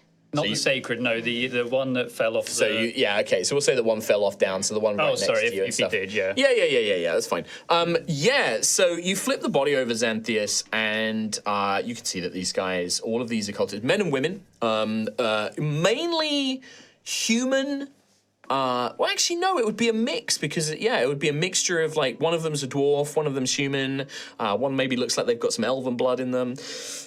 You can see that they don't necessarily, they have this kind of symbol of a kind of a draconic style claw holding a very familiar looking piece of like metal shaped with the same colors, or like tabards and symbols or tattoos. They've painted parts of their arms, parts of their face, parts of their body with this black and red gold paint that almost looks identical to Crownsteel corruption. They've painted it on themselves. You can see that they wear pieces of gold jewelry or bronze jewelry, or they have symbols, but a lot of it looks quite old and tarnished. Even their armor looks like it isn't new, but it's been well maintained. Everything is a bit ragged, but more from wear rather than from it being ill-kept. Yeah, I think as Tom, apologizing to Kim, but as Xantheus, I realize I'm playing an asshole here. Xantheus considers the conversation with Gruff over. Yeah, absolutely. that's what Zan's playing. You know, that's absolutely fine. And I'm almost like rifling through this guy's pocket. I don't expect necessarily to find anything, but So each of the acolytes and the scouts, they pretty much have what they had. So they have chainmail armor. The scouts have a bayonet crossbow, so it's a heavy crossbow with a short sword on it, basically, built into it. They have daggers. The sort of minions had things like axes and flails and swords, kind of just generic melee weapons. None of them seem to be carrying any coin. They have things like bandages, like simple equipment, like kind of things that you expect soldiers to carry on them. yeah. I I think nothing else. On even these with guys. if Gruff is still eyeing me, I guess you would. You got a 20 before. I'm not even necessarily. I'm not disrespecting the body as such, but I'm not being delicate with them. It's turn it over. And in my head, I'm like, these fucking pretenders. Sure. Yeah. I think while you're Gruff will watch you and make sure you're kind of, over there, kind of doing that. Keeping an eye on. Because he saw you with the nat 20, looking Eyeing at up. the circlet, once your back is turned, he's going to actually remove the circlet from the sacred. But he's going to, maybe wrap his... he doesn't know really what he's doing, so he's going to wrap his paw, he's going to maybe use his staff to try and, It is a circlet fixed around the head, so the staff's not Okay. going to help you. You will physically have to take it off his... Can I use Saturn as You my can use mage Mage hand? Yes, you could. Yeah. Xantheus has a pretty poor wisdom and a pretty poor passive perception, right? It's rough. So I am going to ask for a sleight of hand check from Gruff.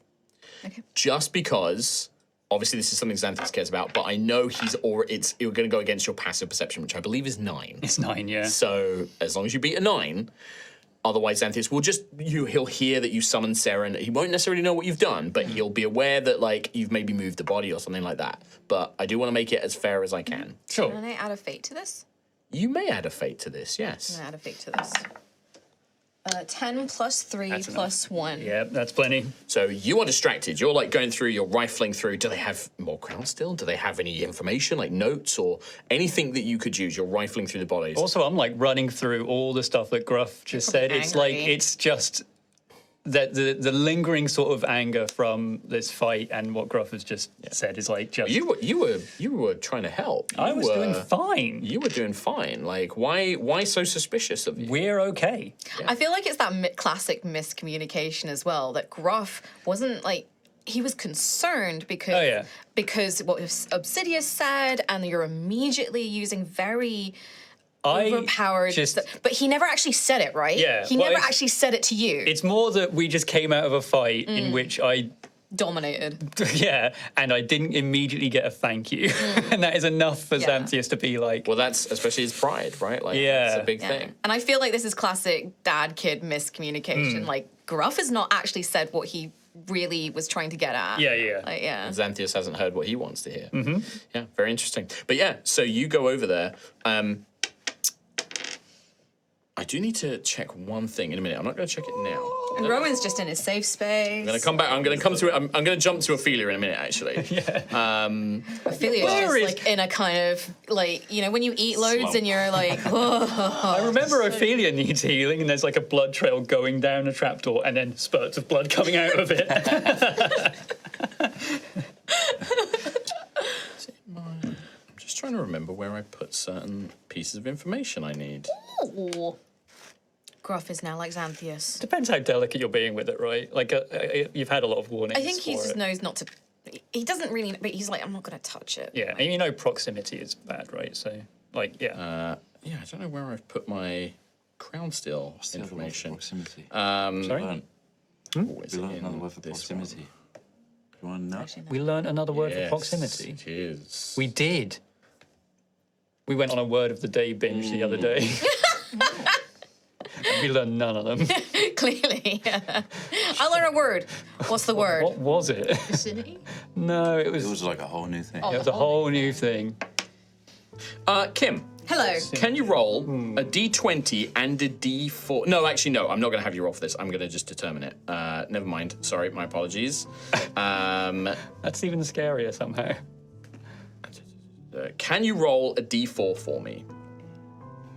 For a minute there, I just... Sorry, a d8. Which one's a D4? A I'm d8, so a confused. d8, a d8, a d8, a d8. Okay. 2. 2. Okay. Am I dead now? Contiguousness? Propinquity. Propinquity. What? Propinquity. Do you have to make that sound with it? Yeah, you do, yeah, trust us. Propinquity. How are you spelling? Can you roll a d4 for me, please? Uh-oh. A 1. Ow, that stabbed me. That's not a good sign. It's really sharp. Oh, this festering know wound shit. this D4 just gave me. Ow. Okay. Propinquity. Propinquity. Verily. That's not just proximity, but proximity in terms of relationships as well. Yeah. It's like an extra meaning. So how would you, like... Tom is propinquity me. We are very propinquitous. Where do you place it? Where do you take? It's like a circlet, so it has like a symbol. It has this kind of clawed. The actual metal itself has been worked into a disc, upon which a piece of sort of tarnished gold has been overlaid on top of the Crownsteel in the symbol of this like draconic claw holding some sort of shard of like a silvery metal on the inside. But the disc behind it is Crownsteel. It has that black metal. It's the same as Xantheus' chest. It's only a small piece. It's about the size of like a large coin. Where do you place it? On my head. No. Is there any feeling like when You feel nothing. Okay. I think for now he's gonna place it like he's got little pouches on his belt. So get the mage hand, the Seren mage hand, to place it in a pouch. And his intention, for now, is to dispose of it so that Xantheus can't get his little mitts on it. All right. Okay. Meanwhile, Ophelia, you sort of come out of a haze. The rage ends, the form of dread ends, and you look down and there is this dissected corpse, like just this withered, nearly, not mummified, but just drained corpse at your feet, and you feel fantastic. It has been a long time since you felt this full, this sated, but also this strong and this empowered. Is this what it's like? Is this when you fully ascend and become a true vampire? Is this what it will be like? You know, it's that kind of like excitedness. Yeah. And you find yourself in this corridor. You can see the ladder, like it's just a simple wooden ladder that goes back up. And you can hear the sounds of conversation, sort of, but you can't make out the words. But behind you, the corridor continues on. And you can see that there are 3 rooms. With your dark vision, you can see perfectly within it. You can see that there is one larger room that had probably once had, it looks like it maybe would have once been a prison, like somewhere for prisoners to be stored. But the bars have all been removed and the door that would have once been there has been replaced with a kind of crude wooden one instead. Further down, there is another room you can't quite see into. And then opposite these on the other side of the corridor appears to be like a larger room, which again you can't see into due to the angle. It looks like this would have extended, this underground area would have gone on further, but it's collapsed down at the far end of the corridor, and there are some other side chambers that have all collapsed in as well. This corridor and these 3 rooms are all that remains of whatever the second level or the sub-level of this citadel would have once been. Oh. So what would you like to do? Yeah, I think Ophelia would just... She wouldn't even wipe her mouth. She would just be so just full of joy. Mm-hmm. She would just stand up. Hello? Anybody left inside? You can come out. Sort of echoes down the stone corridor. I won't hurt you. No response. Oh. And then Ophelia would just gleefully start exploring, just in a haze. Just Sure. All right. Well, I'll give you a quick description of each thing. Did you heal as well from drinking? No, so it doesn't. So there's a difference between. So when she uses her vampiricus, you've only got limited uses of those. Okay. So that is like the healing version of like you're sucking and regaining your health. But then there is also just the generic Dampier vampire. I'm eating basically. Yeah. Okay. It's like the difference between drinking a potion and eating a chicken sandwich, right? Sure. Well, I've had a chicken sandwich, but I haven't drunk a potion Exactly. in real life.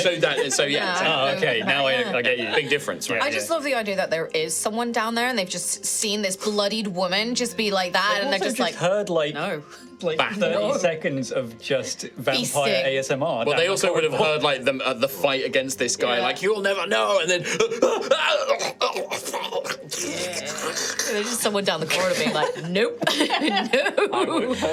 She says. run. Sounds like a slush puppy out there. a quick scan revealed there are 3 rooms. One is just it looks like they've turned it into a storeroom down here. You can see things like sacks of grain, a water barrel. It's just like a generic storeroom. It looks like the guys whoever these cultists were, they were storing things down here.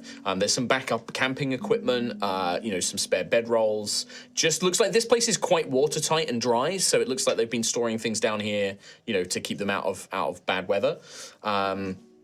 Nothing too, you kind of rifle through it a little bit. There's nothing much more to it, just some basic equipment. Might be good to replenish your supplies for traveling, right? The other room on the same side is this former prison, and it looks like it's been converted actually into a set of private quarters. Better than the campsite upstairs. There is like an actual bed in here. There is a small kind of trunk, like a wooden storage trunk, and also what appears to be a simple alchemy station. And you can see that there are some reagents and ingredients scattered around, as well as 2 vials that have been left out on the side. You can also, and this looks like it was maybe, like a private chamber for somebody more important.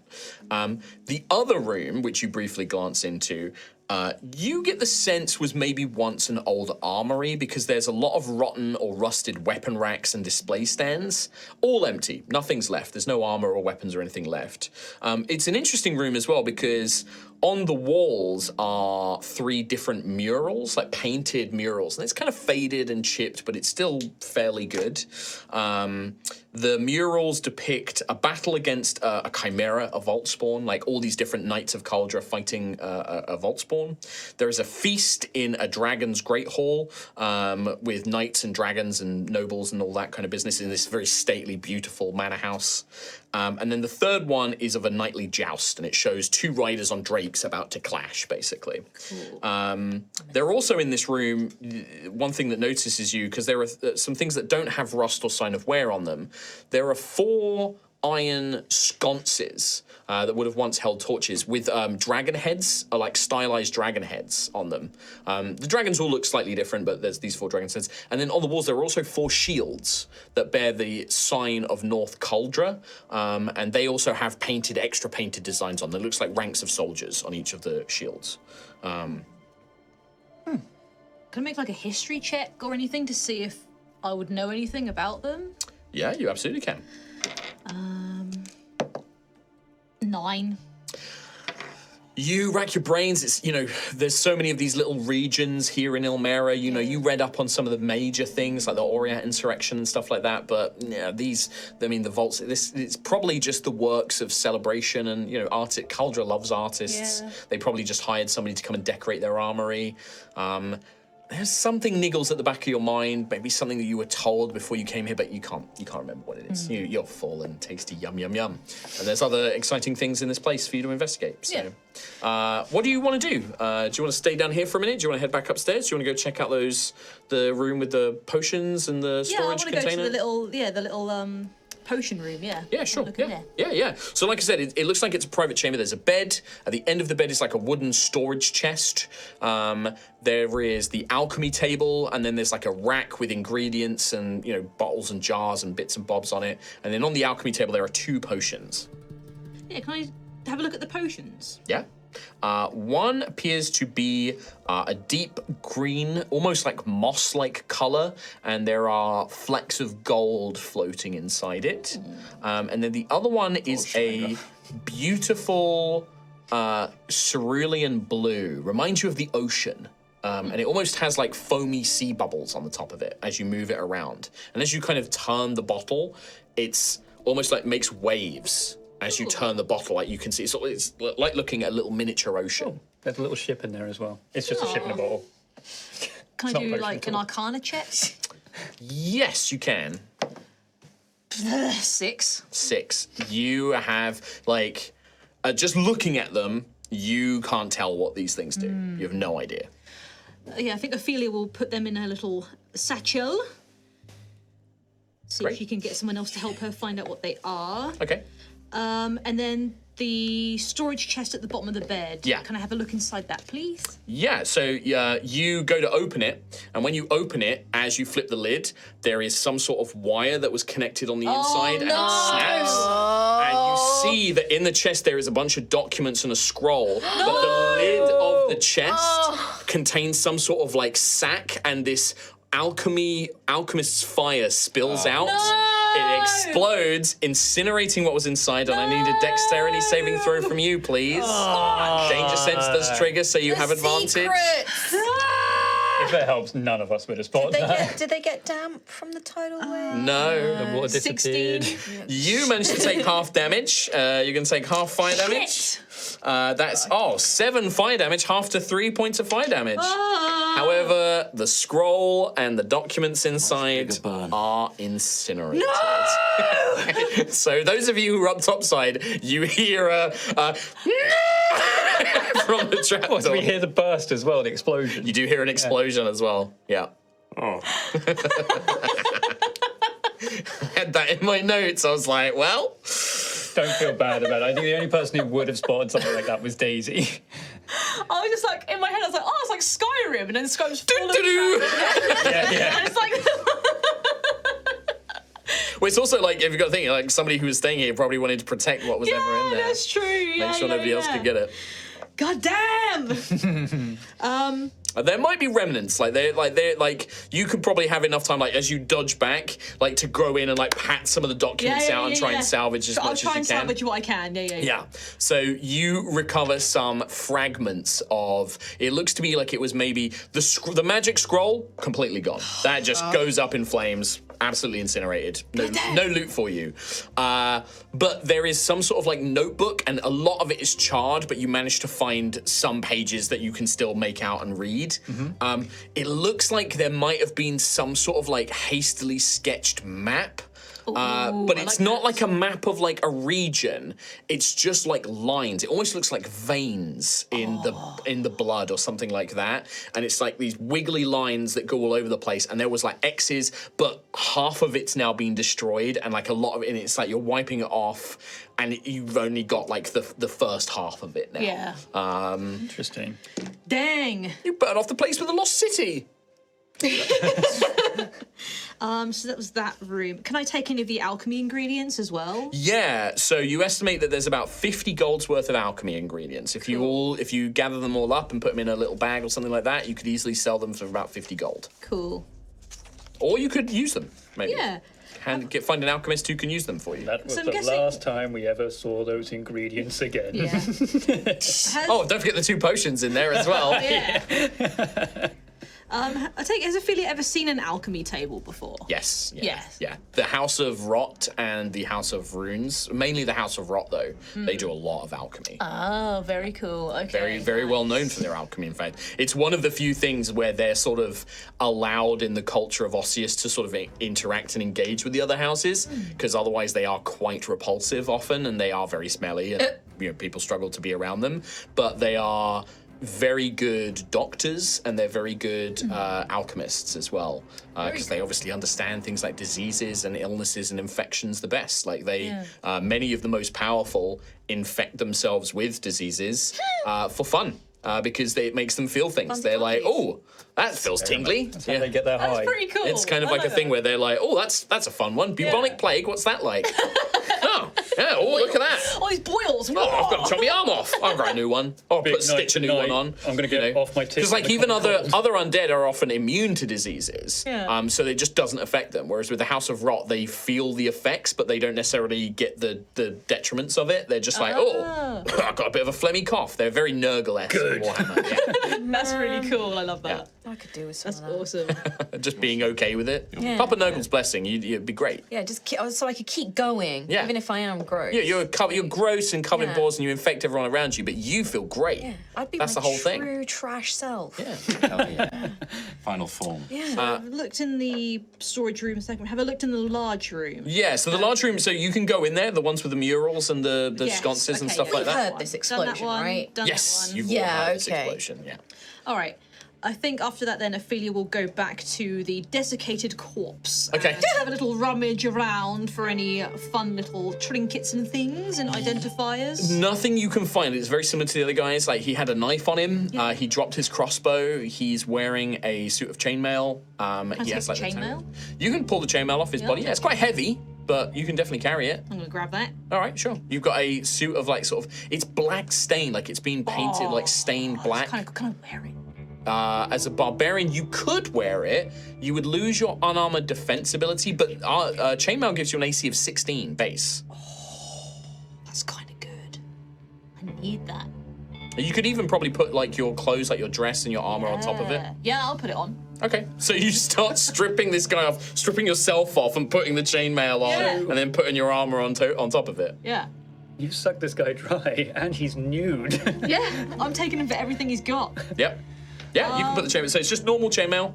So you can Nice. add it in D&D Beyond, and you should be able to just add it. I think it's just your unarmored defense ability that you Okay, lose. I'll have another look later on and see I if it think so. changes Yeah. anything.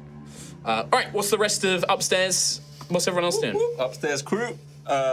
Rowan will obviously engage in conversation with Penelope. Yeah. And, But also, he'll mention The land.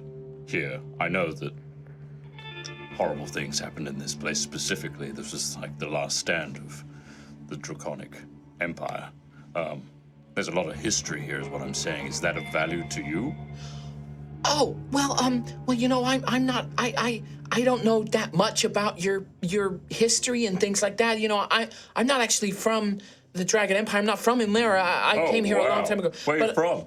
Oh, I'm from a place called Stridia. Oh, what? It's another land. Stridia. I don't know much about it. I was very little when we came here, but I am the apprentice of Lady Verathera, and she said that it was something to do with the dragons who fell here. They had a sickness. She said that they had a sickness in them, and when they died, a lot of that sickness, well, it kind of, I gotta try and remember to get more of her New York in there.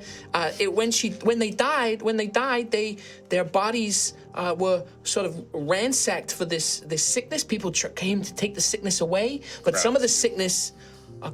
What's that? That's what we call it, at least. Oh, the sickness is called Crownsteel? Yes. Well, yeah, so corrupt this Crownsteel thing, it got into the land and Yeah. pieces of it, around, and somehow it's spread and it's affecting all the plants and the animals, and Lady Verathera, she cares about the land very, very much, and she heard about all of this, and she wanted to come here and help find a way to restore it, That's she said that this place, without life, without animals and plants, it would lose hope. And so she wanted to try and fix that. And I don't suppose your mission was to recover any of this sickness, was it? Oh no, I can't imagine Lady Verathera would want to do that. She'd want to cure it. That's what she's all about. She wants to help heal the land. And she kept saying about that's why she didn't want to fight these guys when they ambushed us. She's a young dragon. She's quite young, but she's powerful. She's still a dragon, but she doesn't like fighting. She doesn't like fighting at all. So, and she felt sorry for them. She said that they had a sickness in them. They had sickness, and so she wanted to help them. So she agreed. She said if they kept us alive, if they didn't hurt me and Barant anymore, she'd go with them. They were calling her a vessel or something. They were real excited about her being here. She's been taken away. Yeah, they took her away a few days ago. Whereabouts, too? I don't know. That's the thing. They just took them away. I don't know. There was a bunch of these other guys here, these reclaimers, and they were real excited about her. They said that what was it, Barant? What did they say? And Barant sort of straightens up. They said something about a second vessel, that they were blessed that the prophecy the prophecy would come true or some such. They agreed to keep us alive and to not harm us. Lady Verathera went with them. He wouldn't say Lady Verathera, he would just say Verathera. You look quite injured when we arrived. Did they harm you? Yes, I tried to fend them off at a distance, but their archers were also very skilled. I took some injuries, and that is when Verathera agreed to make a deal. This doesn't sound good at all. Well, I've been trying to find some things on these bodies, but not. There might be something downstairs. What was that? Yeah, that's where the leader guy he lives down there. He only came up here to have to do something in that building over there. But yeah. Didn't Ophelia go down there? There's a blood trail, so yes. I'll tell you goodness. what. Maybe Ophelia. gosh. She might have found something. She's Okay. lovely. Well, is it all right if She's I stay great. up here? I'm gonna fix up Baranth as best as I Well, can. I'm gonna say I have an ability to connect with the land around me. You're blessed with the primal powers too? I don't know if it's the same. I don't make flowers like you do, but I can learn about what's happened recently. Oh, that could be useful. Yeah, that's a Maybe real we can smart find out idea. where they went. Yeah, that would be great. Hopefully Yeah. don't go all the way back to the Osran. I know a ritual. I mean, I can try and contact Lady Verathera, but, when you get into the Ash Hills, magic doesn't work quite. Some of the magic doesn't work right. You can't use certain spells. But I have a spell called Sending. I can try and send her a message. That might be worth a shot. Yeah. Okay, well, I'll try and do that while you do your I'm thing. gonna sit. Are you okay, Baranth? You gonna be okay? Do you need me to fix you or anything? I will be fine, little one. Have a little healing word from No, please, friend. I will repair it. No, I insist. You may need your magic in the time to come. Okay. I will be fine. That is kind of you, child of giants. This is Daisy. She's small. Hi! She waves. She's Hello. very good, nice, friendly. We're all friendly here, aren't we, Xantheus? Oh, Oh, yes. especially Gruff. He's a knight errant. Baranth looks at you and sort of inclines his head. I can feel that this one is blessed by the progenitor. You channel great power within you. Oh, well, hello, I'm Griffith. Baranth of the Oaken Circle. Oh, I'm, from Tremoro. The Oaken Circle. I haven't heard of that. It is the name of my kind. The kind of Sylvaran that I am. I must say, you're probably one of the first people I've met that has, similar powers to my own. I've never really understood where it comes from, if I'm honest. It comes, he gestures to the land, from Altheya, the primal progenitor, creator of life. I had a feeling that was the case. It is an honor to meet you. The honor is mine, Wild Heart. This sickness that you both are curing here, do you know how to neutralize it, cure it? No, I'm just an apprentice. I don't know much about that kind of thing. It was Lady Verathera. Even she didn't really know until we got here. She said that we needed to try and find the root of it. She said that there must be something which is causing it to spread throughout the land. She said normally it shouldn't affect a big area like this, but something's got to be different here. And we came here to try and find out what that was, to try and get clues or answer questions, that sort of thing. But it's too far beyond my power. I'm so sorry. I'm just an apprentice. That's okay, little one. We don't always have the answers to everything. No, Lady Verathera, she's real wise, though. She knows so much about this kind of thing. Even though she's only young, She's really dedicated her life to studying the world and life and the plants and animals and all that sort of stuff.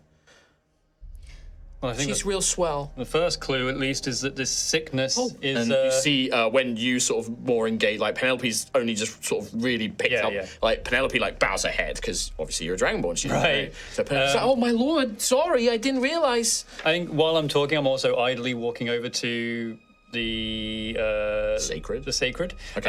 The first clue, at least, is that the sickness you're talking about comes from Crownsteel, and I'll use a boot to turn over this guy, Yeah. which this guy had. It's not there. It twists the environment around them. I think a sickness is a good name for it. Yeah.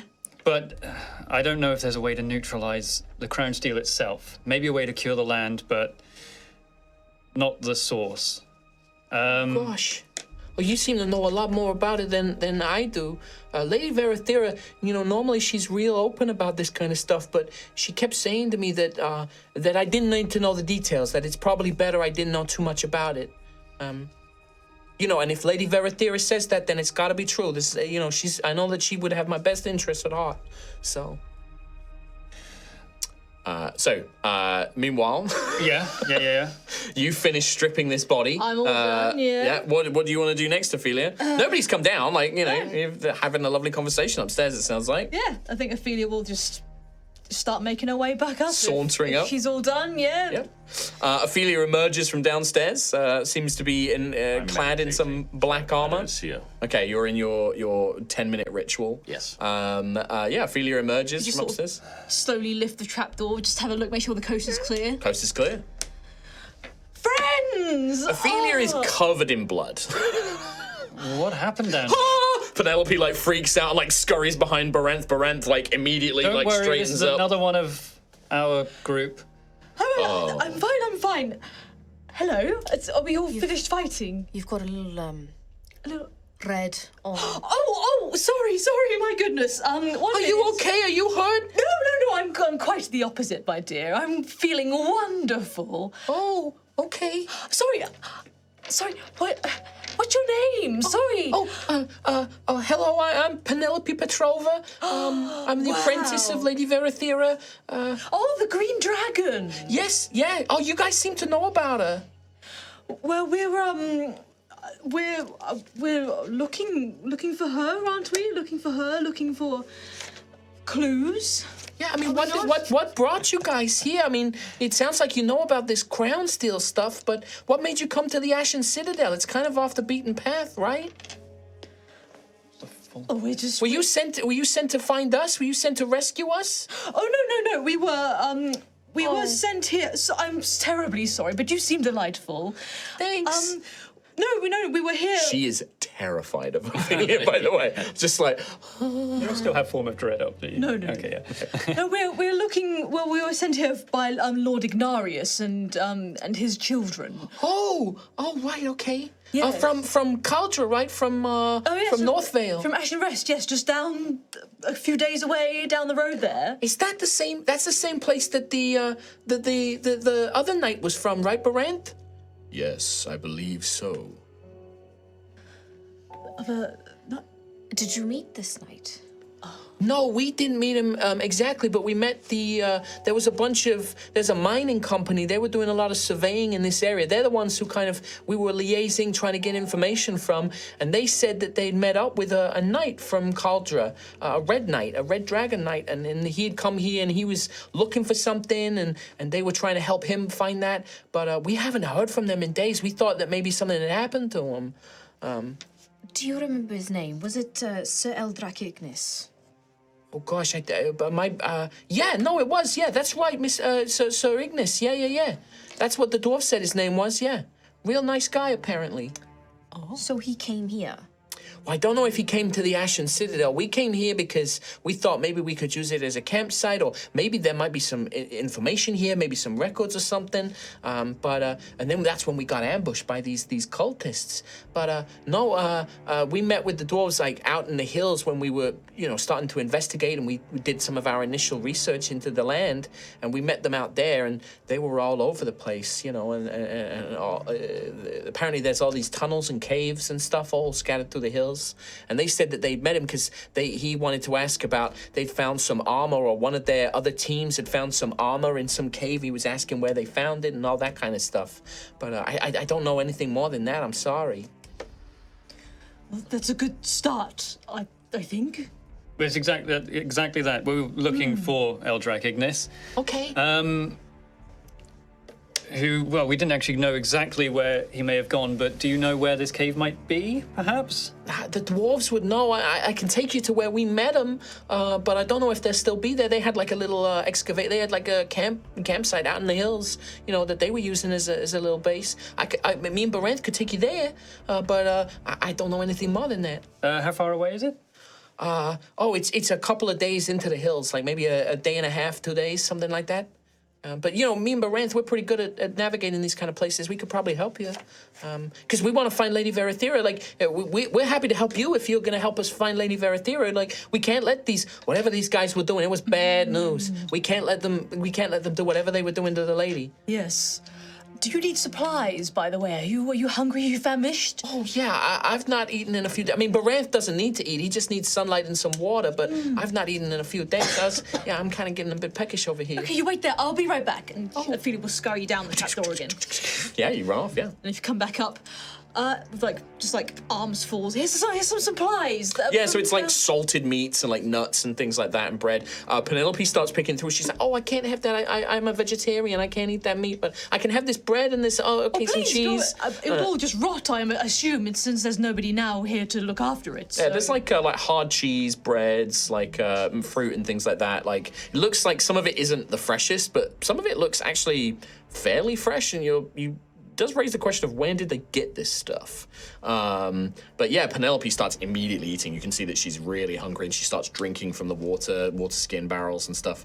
Well, that's a good find, Ophelia. We can transport some of this back to the wagon. Yes. We have a wagon, by the way, just outside the Citadel. Great, that's perfect. I found other things. Okay. Explosions. Yes, we did hear something. Yes. There was a trapped chest down there. The scrolls and information the like were inside, and I didn't know it was trapped, and I opened it and it exploded. So all of the scrolls and maps and information? Gone apart from this, and I take out the scorched notebook. Great. This is all I could salvage from the explosion, but there's some kind of... I think it's a map with loads of squiggles and things all over it. How much of a mess is this pile? I've got a map mixed with a note, mixed with another piece of map. The map is like a piece of parchment, and like half of it's burnt away, leaving just like I said, like a vein system almost. But the way that it's spread out, it almost looks like... Make a survival check or a nature check for me, Xantheus. Survival or nature. Survival or nature. Okay, well, this is going to be nature 15. 15.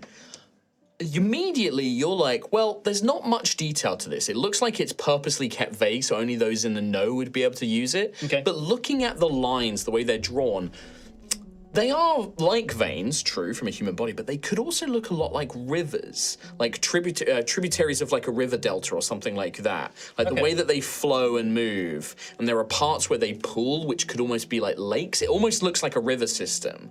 I'm like holding this up against, I guess... We have a map that we were traveling by, right? Like holding it next to that. Do you hold it up next to that? Yeah. When you overlay it, you match up a point. Like there's a point that starts and it's like a line out, and then it joins up and it moves around that. You move that and you place that dot over the Ashen Citadel. Okay. And when you look at it, it seems to lead, and obviously half of it's burnt away, so you don't see where it eventually leads, but it lines up and it perfectly leads into the Ash Hills and leads throughout like a system through the Ash Hills. Okay. But I guess I could still follow the river on the map, right? No, half of it is burnt away. Literally, you get like the opening bit, you get it from the Ashen Citadel into the Ash Hills, and then all of the other where it would have led, and if there was anything on it, is sadly now burnt away. It's fine. Also, Gruff, I found this. It reminds me of you a little bit, so I thought maybe you can have a look at it. It's the vial with the blue. The ocean waves. Yeah, so it's a potion with this very beautiful little ocean wave liquid inside. I don't know what it does, but you seem good with magic and things, so maybe it's. Maybe you can figure it out. I don't know. Thank you. It's okay. And Rowan, there's one here as well. It's a green and. Sorry. Rowan, there's a green. Maybe give him another 5 minutes. 5 minutes. It's okay. I'll be back in 5 minutes. Well, maybe Penelope could look at that or Varel. Oh, yes. Oh yeah, I mean I'm sure to help as much as I can. Yeah, what this potion does. Yes, please. Okay, yeah, I mean, and she'll look at it. Plug it. I'll make a check. Natural 20. She's like, oh yeah, no, I've seen alchemists make stuff like this. They, it's inspired. They call it a potion of Dale giant strength. So it makes you as strong as a giant. Only temporarily, only briefly, but it makes you as strong as a giant, basically. So this is basically a potion that makes you gives you it's hill giant strength, but it's Dale giant strength. Yeah. This one. So I think that's 24. It sets your strength at for an hour. Shit. Very cool. So potion of hill giant strength. You can just add that straight from D&D Beyond. Would you mind? She'll do the same thing for the potion, and she'll be like, yeah, so I think that this is a potion of breathing water. So it lets you for, I think it's for an hour, you can breathe water as if it's air. Oh, that's very handy. If you want, you can keep it, Gruff, if you want. Oh, you sure? Oh, thank you, Ophelia. You bring me really nice things. That's okay. I like to bring people nice things. Covered in blood. Yeah. And then I there's couldn't you. find anything for you. I mean, no, the maps, I suppose. No, I mean it's a start. I certainly wish it was a complete map, but it's something. Any other? Did you say there were notes and things as well? Charred notebook, like a charred notebook. Most of it is unreadable, but you can flip through it and the fragments that you can find, you can piece together this information. Like no full quotes or anything like that, but you can piece together information. This group, this sacred one, it was blessed by Crownsteel, and they call themselves the Reclaimers. Yeah. And there is mentions of a prophecy, and that they are the descendants who have upheld some sort of legacy or some sort of old vow that they're maintaining. They speak very highly of Galvasar and Daranax, these corrupted dragons. They speak of them reverently. The true emperor, they call Galvasar. They speak of... sorry, I'm just going through my own notes here. They speak of a prophecy that refers to a vessel, an inherit, some sort of sacred will. But that's pretty much what you can gather. The other thing it would say is that you get the impression that they were here to basically keep a lookout for anything. Yeah. Out in the Ash Hills, you think there are more of these. It seems that there are more of these Reclaimers and maybe senior members of this cult, and that they have some sort of base or sacred location or temple hidden out there somewhere. But it's all very vague. The only other thing you can pick up on is something called the Veins of Daranax. Veins of Daranax. Yeah, vein like blood vein, or vein of ore. Of Daranax. I'm trying to remember the name Daranax, if I've heard it before, but I can't recall. Can I do some kind of a history? Yeah, history would be a good one. I think that's what I'd also be while reading it, if possible. Yeah. I'm gonna fate it. Yeah. I don't need to watch this. What's this drive? Natural 1. Cool. 13 plus 3 plus 2. 18. 18. Daranax, yeah. immediately comes to mind, Gruff, because you were told about it not too long ago. Oh, yeah. Daranax was the corrupted bronze dragon that fought here in the Ash Hills and killed Embers' mother, and was like the leader of the force. Daranax was a very, very powerful, heavily corrupted bronze dragon who led all of the other corrupted dragons here, and was the main adversary of Duke Ignaris. He was the one who broke Duke Ignaris' horn and gave him many of his scars. He killed his lover in Flaria, and was also the one who destroyed the Ashen Citadel. Yeah. With that, I don't know if this is pushing my check, but do we know how he died? Presumably. He died in battle. He died in battle. Yeah, Duke In the Ignaris. He crashed into the Ash Hills. Duke Ignaris was wounded. They had to pull back. So the bodies were left here for a time. But yeah, Daranax crashed here in the Ash Hills and all of the other dragons who were slain, basically their bodies fell down into the Ash Hills. Some of them were picked apart. And spread. Well, I was just thinking, are the veins on this map vaguely dragon-shaped? Would the rivers form a sort of... They don't form any sort of shape. No, they look too erratic and random. They are vein-shaped. Yes, they are. They remind you of veins, or something like that. Or is it do the rivers match where he fell, or something like that? From the map, it looks like they spread throughout the whole of the Ash Hills, which is way too big an area. Daranax was a powerful, an ancient dragon, so it was massive, but it wasn't that massive. Yeah. He wasn't eclipse the whole land, kind of massive.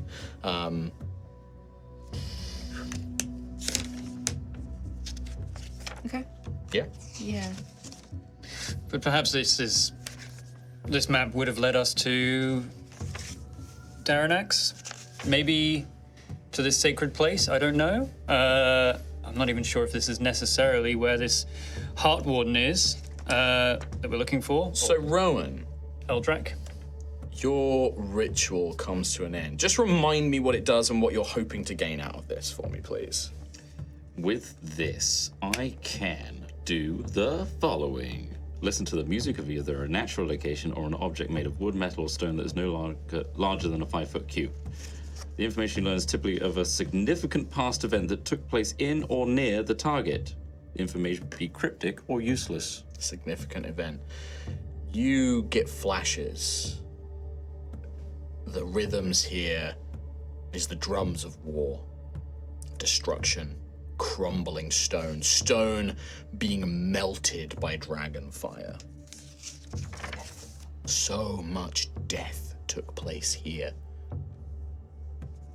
And those war drums, they eventually become like a heartbeat. Ba-boom, ba-boom, ba-boom.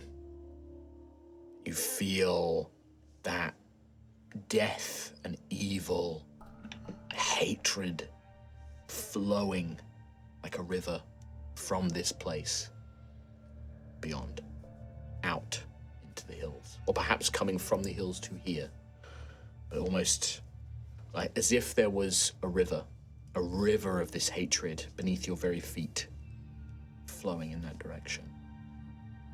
You get another flash, this one much more recent. That's old, perhaps built over centuries of time from that initial war and death.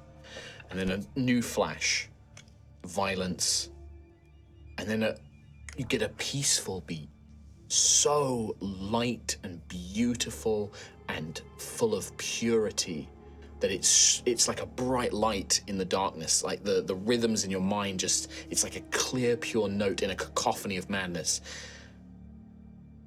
It shines for a moment and then it's enveloped, not snuffed out, but enveloped and pulled away in that direction, the same direction as the hate flowing away from this place. That's what you get. Cool. Eyes will snap open.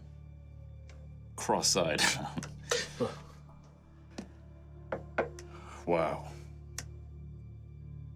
Awful. sorry? Awful. What we were saying?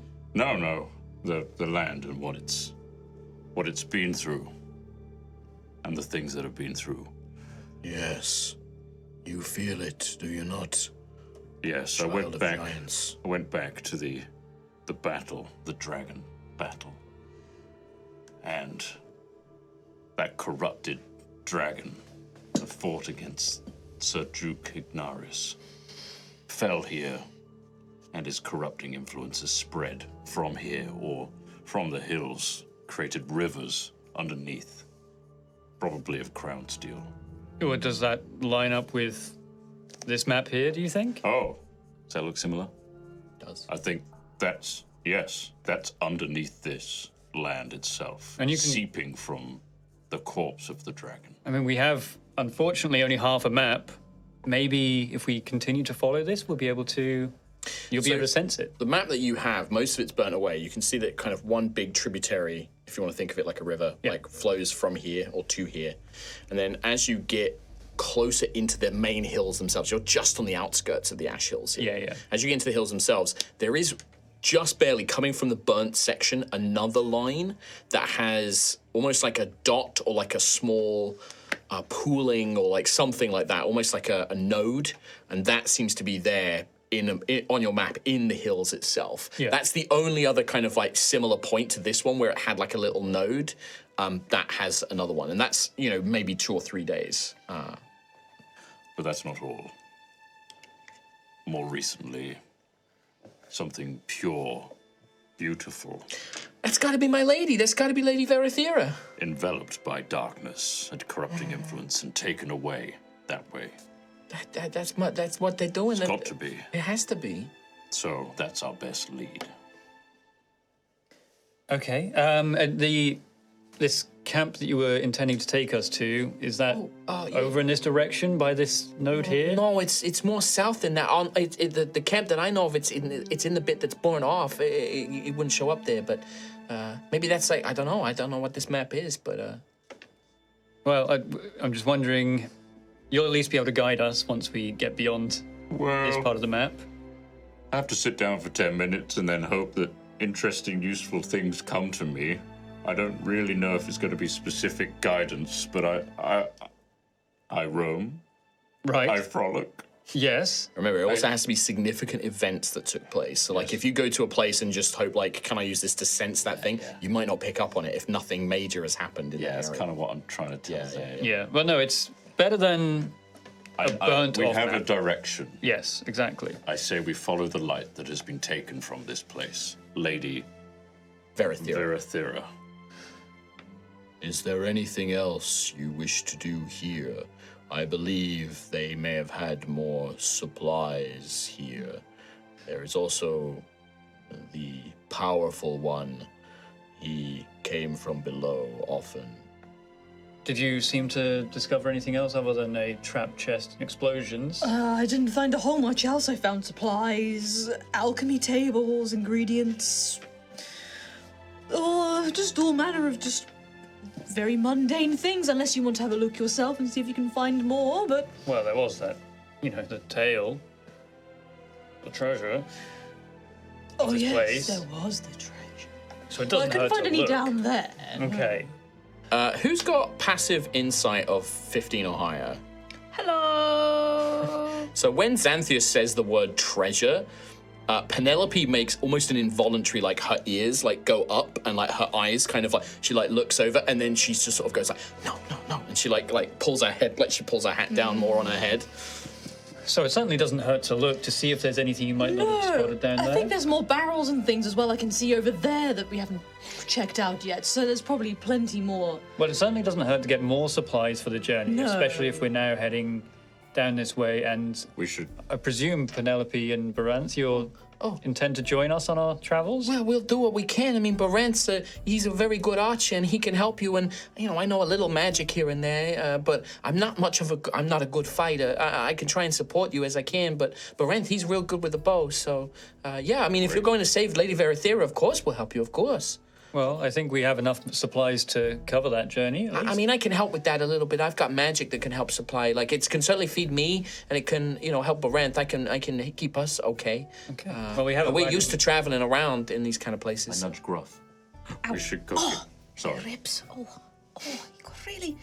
You don't know you are a strength boyo. Did I hurt you? Oh, no. Oh, It's okay. Go remember who you're talking to. We should go get Rodri. I was just thinking that. You're gonna love Rodri. Is he another friend of yours? Yeah.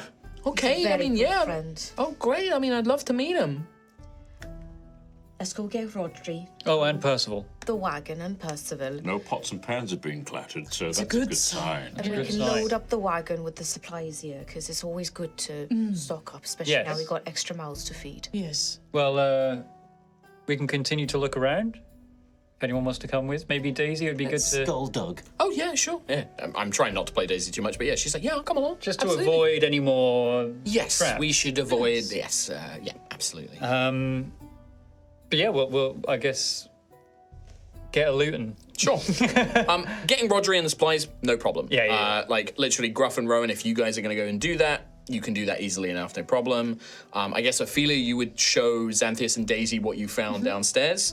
So it is like I described earlier, you see the smoking, smouldering remains of the chest, the alchemy table that's been looted at this point. Ignore him. Don't worry about it. There is a storeroom that Ophelia's already kind of pulled anything What useful out happened to of. this guy? Oh, yeah, you walk past the Did you, Did I what? Yeah, I can tell from the smile. Okay. I'm not looking. La la la la la. Yes, it's okay. He was delicious. Oh, good. Okay, maybe let's take the body just in case the other two come down here. I'm not sure they will want to see this. They've seen worse. They saw the bodies in that horrible ogre place. No, I mean Penelope and Baranth.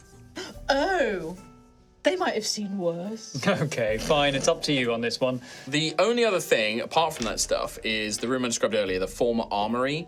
There are these remnants of rotted and rusted weapon racks and things like that. But there is these sconces with dragon heads on them, and these shields on the wall, and these beautiful murals. And it does you walk in and it's just like, wow, this is a really fancy armory. Like, this is a really fancy room. And this is the only one where there is still some element of anything left. The rest of this complex has been buried under stone. Like, it has been collapsed tunnels and stuff like that.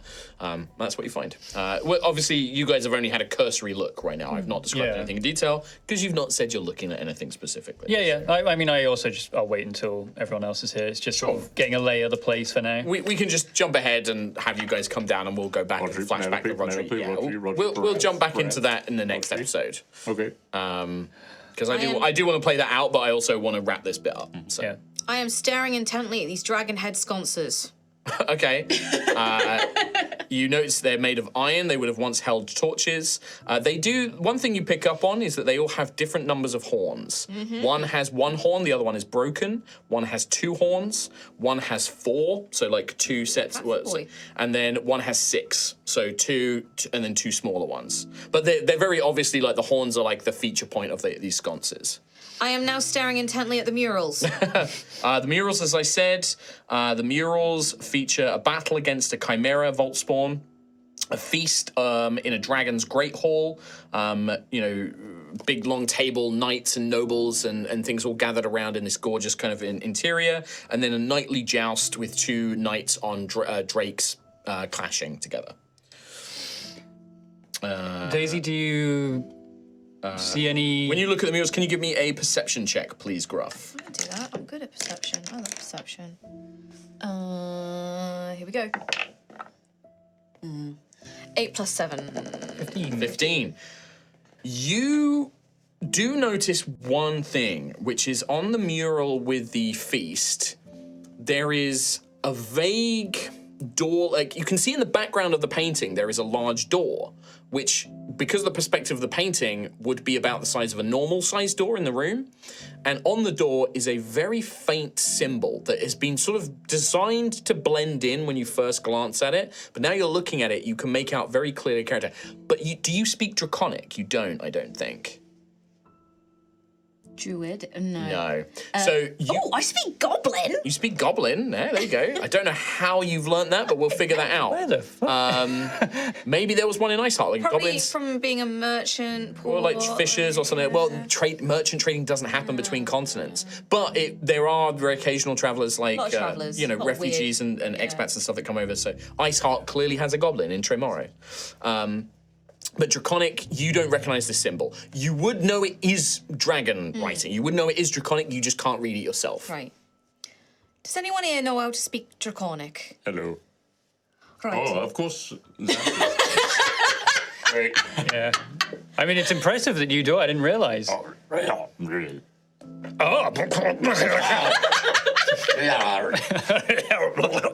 That is not what Draconic sounds like, just so people know. Feeling all right.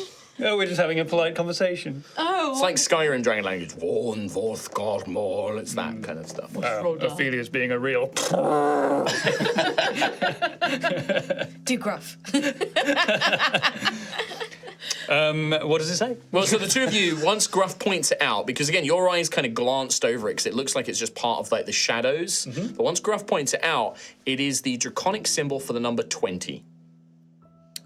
20. What's your strive? 20. 19. Close. That was close. It's a 20. Right. Wait, how many horns did these things have again? 1, 2, 4, and 6. 4 and 6? 1, 2. Didn't. Yeah, no. 1, 2. 23. 4, 6. 23. 13. Is there anything between the sconces? There are the shields set onto the wall as well.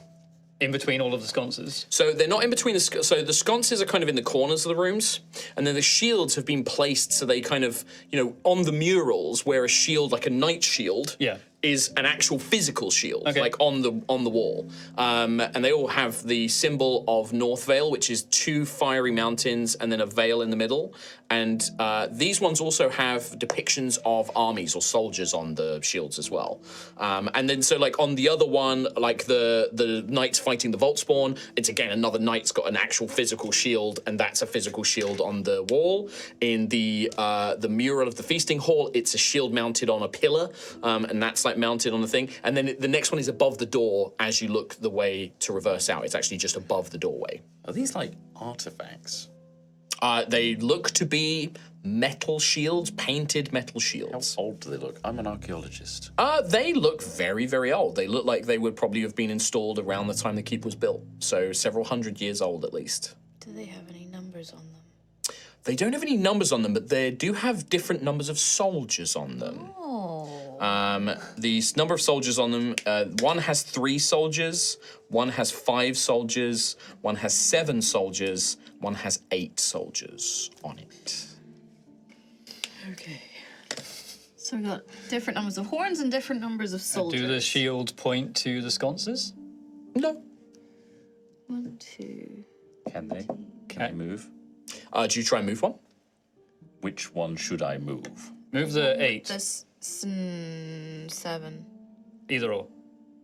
I look around it for wires or traps. Oh, Daisy. Yeah, it might be worth. Do you want Daisy to do the investigation? Well, if anyone, I get it's up. Daisy, you're good at I'll this. spend a fate as Daisy. Oh, I rolled a 5, so not very good. And in fact, her investigation isn't great because she doesn't have a great intelligence. That's only a 9. Okay. Daisy looks, she's like, I mean, it looks okay. Like, she's like, looking I around. trust you 100%. Yeah, great. Thank you so much. I mean, it just looks like it's set into the wall. I can't see anything. All right, perfect. Here we go. Can I send the Mage Hand Saren out? No, I I think he's already done it. Yeah, he's already Sounds done like it. he's done Daisy, it. right? Skulldug. So you go to move it, and you like tug it, and you kind of lift it, and then you can slide it down a little bit, like pull it down. Like, It seems to be. what's your passive perception, Rowan? It is probably like a 14, I think. No, 12. 12. Yeah, you just pull it down, it moves slightly, and then Does it it doesn't. feel like it's restricted to vertical movement? Vertical movement, and you pull it down a little bit, and it won't go any further. Does it spring back up? It does naturally spring back up. Some sort of mechanism. Was the 8 or the 7 you pulled? 7, I think it was. 7. Okay. It goes up and down, it's springing, it returns to its original point. Okay, well, Oh, actually, it doesn't return to its original point. It stays locked down. Sorry, getting my own things, my own information. I say that in Draconic. Only Xantheus understands. he said it's locked in place now. Oh, it's locked in. So I'm thinking, because the Orns, they add up to 13. Which is not enough. But with a 7, Yes. Well, I was that goes up thinking to 20. maybe I don't know if those sconces move, but we can make 20 with the shields. Should I try and move one of the sconces? Just give that a little... I think, Daisy, let's have a look at one of those sconces first again, just to be Okay. sure. But I want to pull it. No, do, but Looks fine to me. looks fine. Yeah, to like, I Daisy. can't see anything. I It's- trust no, Daisy I don't know. 100%. You know, she's like I tapping do it. too. Like, Do you not trust me 100%? No, I trust What are you trying to say? You blew up a chest. I didn't know it was trapped, and now you know that the chest was trapped, and now you're being extra cautious. Exactly. Would you have been so cautious had the chest not been trapped? Probably not. But now I know, and now I'm being cautious. Do you see a trap on the sconce? Friends together. Can you tell Having me a the great number of time. the soldiers again? Is it 3, 5, 3, 5, 7, and 8. Also, Add up to 20. 3, 5, 7, 8. Yeah, it does. Adds to 23, mate. Yeah. 3, 5, 7, and 8. No, not the 3. Ignore the 3. 5, 7, 8. Okay. The 5, 7, 8 Right. makes 20. That's what I was going to say, sorry. She's just pulled a She's sconce pulled as a well. sconce. Which one? The one nearest me. All right, I'll roll a d4. Find out which one is nearest you. 4, that would be 6. I'm proving a point. Great. This is a good time for. So it does the same thing. You pull it, and it pulls down ever so slightly and locks in place. Okay. See, look, so it's done wait, the same now. thing. 7, and how many horns are on that one? Right, if There's someone 4 on this touches the shield with 5 soldiers and the sconce with 2 horns. Does that make 20? What have we got now? What did you just do? Oh, whatever. I pulled the 4. Daisy, 7 on you have people on the 11. shield. No, I rolled a 4. You pulled 6. I pulled 6. 17 17. is the combination of these two. 2, Wait. 7. No, it's 13. 14. So bad at A math. 5 and a 2. It's 5 soldiers, 2 horns. What are you doing, Gruff? Are you just saying that out loud? No, you Oh, put. yeah, well, I'm just saying 5 soldiers, 2 horns. All right, so we look for something with 5 soldiers on it. Okay. Yeah, you find one of the shields has 5 soldiers on it. Can I pull this Wait, one? Gruffer? Daisy, do you maybe take a look just to be Looks sure? fine. Looks Yeah, I mean, fine. like, Daisy I says do it's think that okay. there's the mechanism. I can see the mechanism, but I can't see anything else. There's no wires You or can't see anything. anything else. Just, okay, So I pull pull this this one. one, Yeah, bring that 5 one down. down. Hopefully it locks in place. Go for it. Locks in place. Yep. Okay, and now we're at 18, yes? 7, 6, and 5. 13 plus So 5. 18. 18. Yes. Okay, 18. So the 2 horns. Where's the 2 horns one? Wait, you don't have any horns. I'm so sorry. Should we put it together? Maybe not. Well, Don't Crownsteel Daisy, me. you know what to do. Looks fine. Looks fine. She rolled 6s across the board. I'm not telling you what. All right, you ready? So ready. 20. Show me 20. Locks in place. All 4 pop back up, and that door in the mural actually slides back in and opens up. There was a hidden seam in the painting, and that door now opens up, revealing a small chamber behind it. Well, would you look at that? We did it. team. That's it. We did it. High five. I miss. I knock over a lantern. I explode. Just before we end today's episode, I will tell you what you find in said chamber. Inside, you find a very well-kept storage room. It's slightly different. The walls are actually plush with a kind of like velvet drapes and things like that. There is a gilded chest. There is an ornate painting. It's like a beautiful landscape, like a cauldron landscape in a painting, an ornate painting. There are 2 obsidian statues with ruby knight riders on pedestals. Quite large, sizable obsidian statues, as well as a polished wooden stand with a dark grey military-style coat that has a number of silver medals, charms, and buttons engraved with odd symbols on them. Some of the symbols on the buttons include things like one seems to show a ladder, one shows a dog, one shows like a wing, one shows a horse, one shows an eye. All sorts of weird symbols on them. How big are these little symbols? They're like little tiny buttons and charms. Like some of them are charms hanging off the cuffs. Some of them are like buttons on like the actual coat. Some of them are medals across the lapel. What a fanciful coat. What a strange creature on that button there. It's got 4 legs. Yes, you've never seen a horse. wings. Actually, no. No, yeah, we'll say for the joke that Ophelia doesn't know what a horse is because in Osseous they're very rare as well. I guess even for me, like horses. They're rare. Like you've heard of them, but they are rare. They're more prominent in Stridia No. actually. Horses. Its legs are too thin, its body's too big. It's probably tiny, miniature. Yes. There's a ladder. With that, we are going to end today's episode. A lovely little treat for you there. Well done. We got it. Little puzzly. We solved the Nice. puzzle. It wasn't too trash. I figured you guys would pick it up. I just like my approach of I am staring intently at the sconces. That's it. Like, I'm not going to tell you any details until I'm like, well, what are you specifically looking at, right? But that's it for today. Excellent job. Well done. Yeah. Yes, very good. With that is it for this week. Thank you all so much for joining us. We hope you had a lovely time. We know we sure did. We back, baby. Thank you for the fan art. We will see you next week as normal. Hell yeah. Until then, take care. We love you. Bye-bye. Goodbye. Nice. See you next time.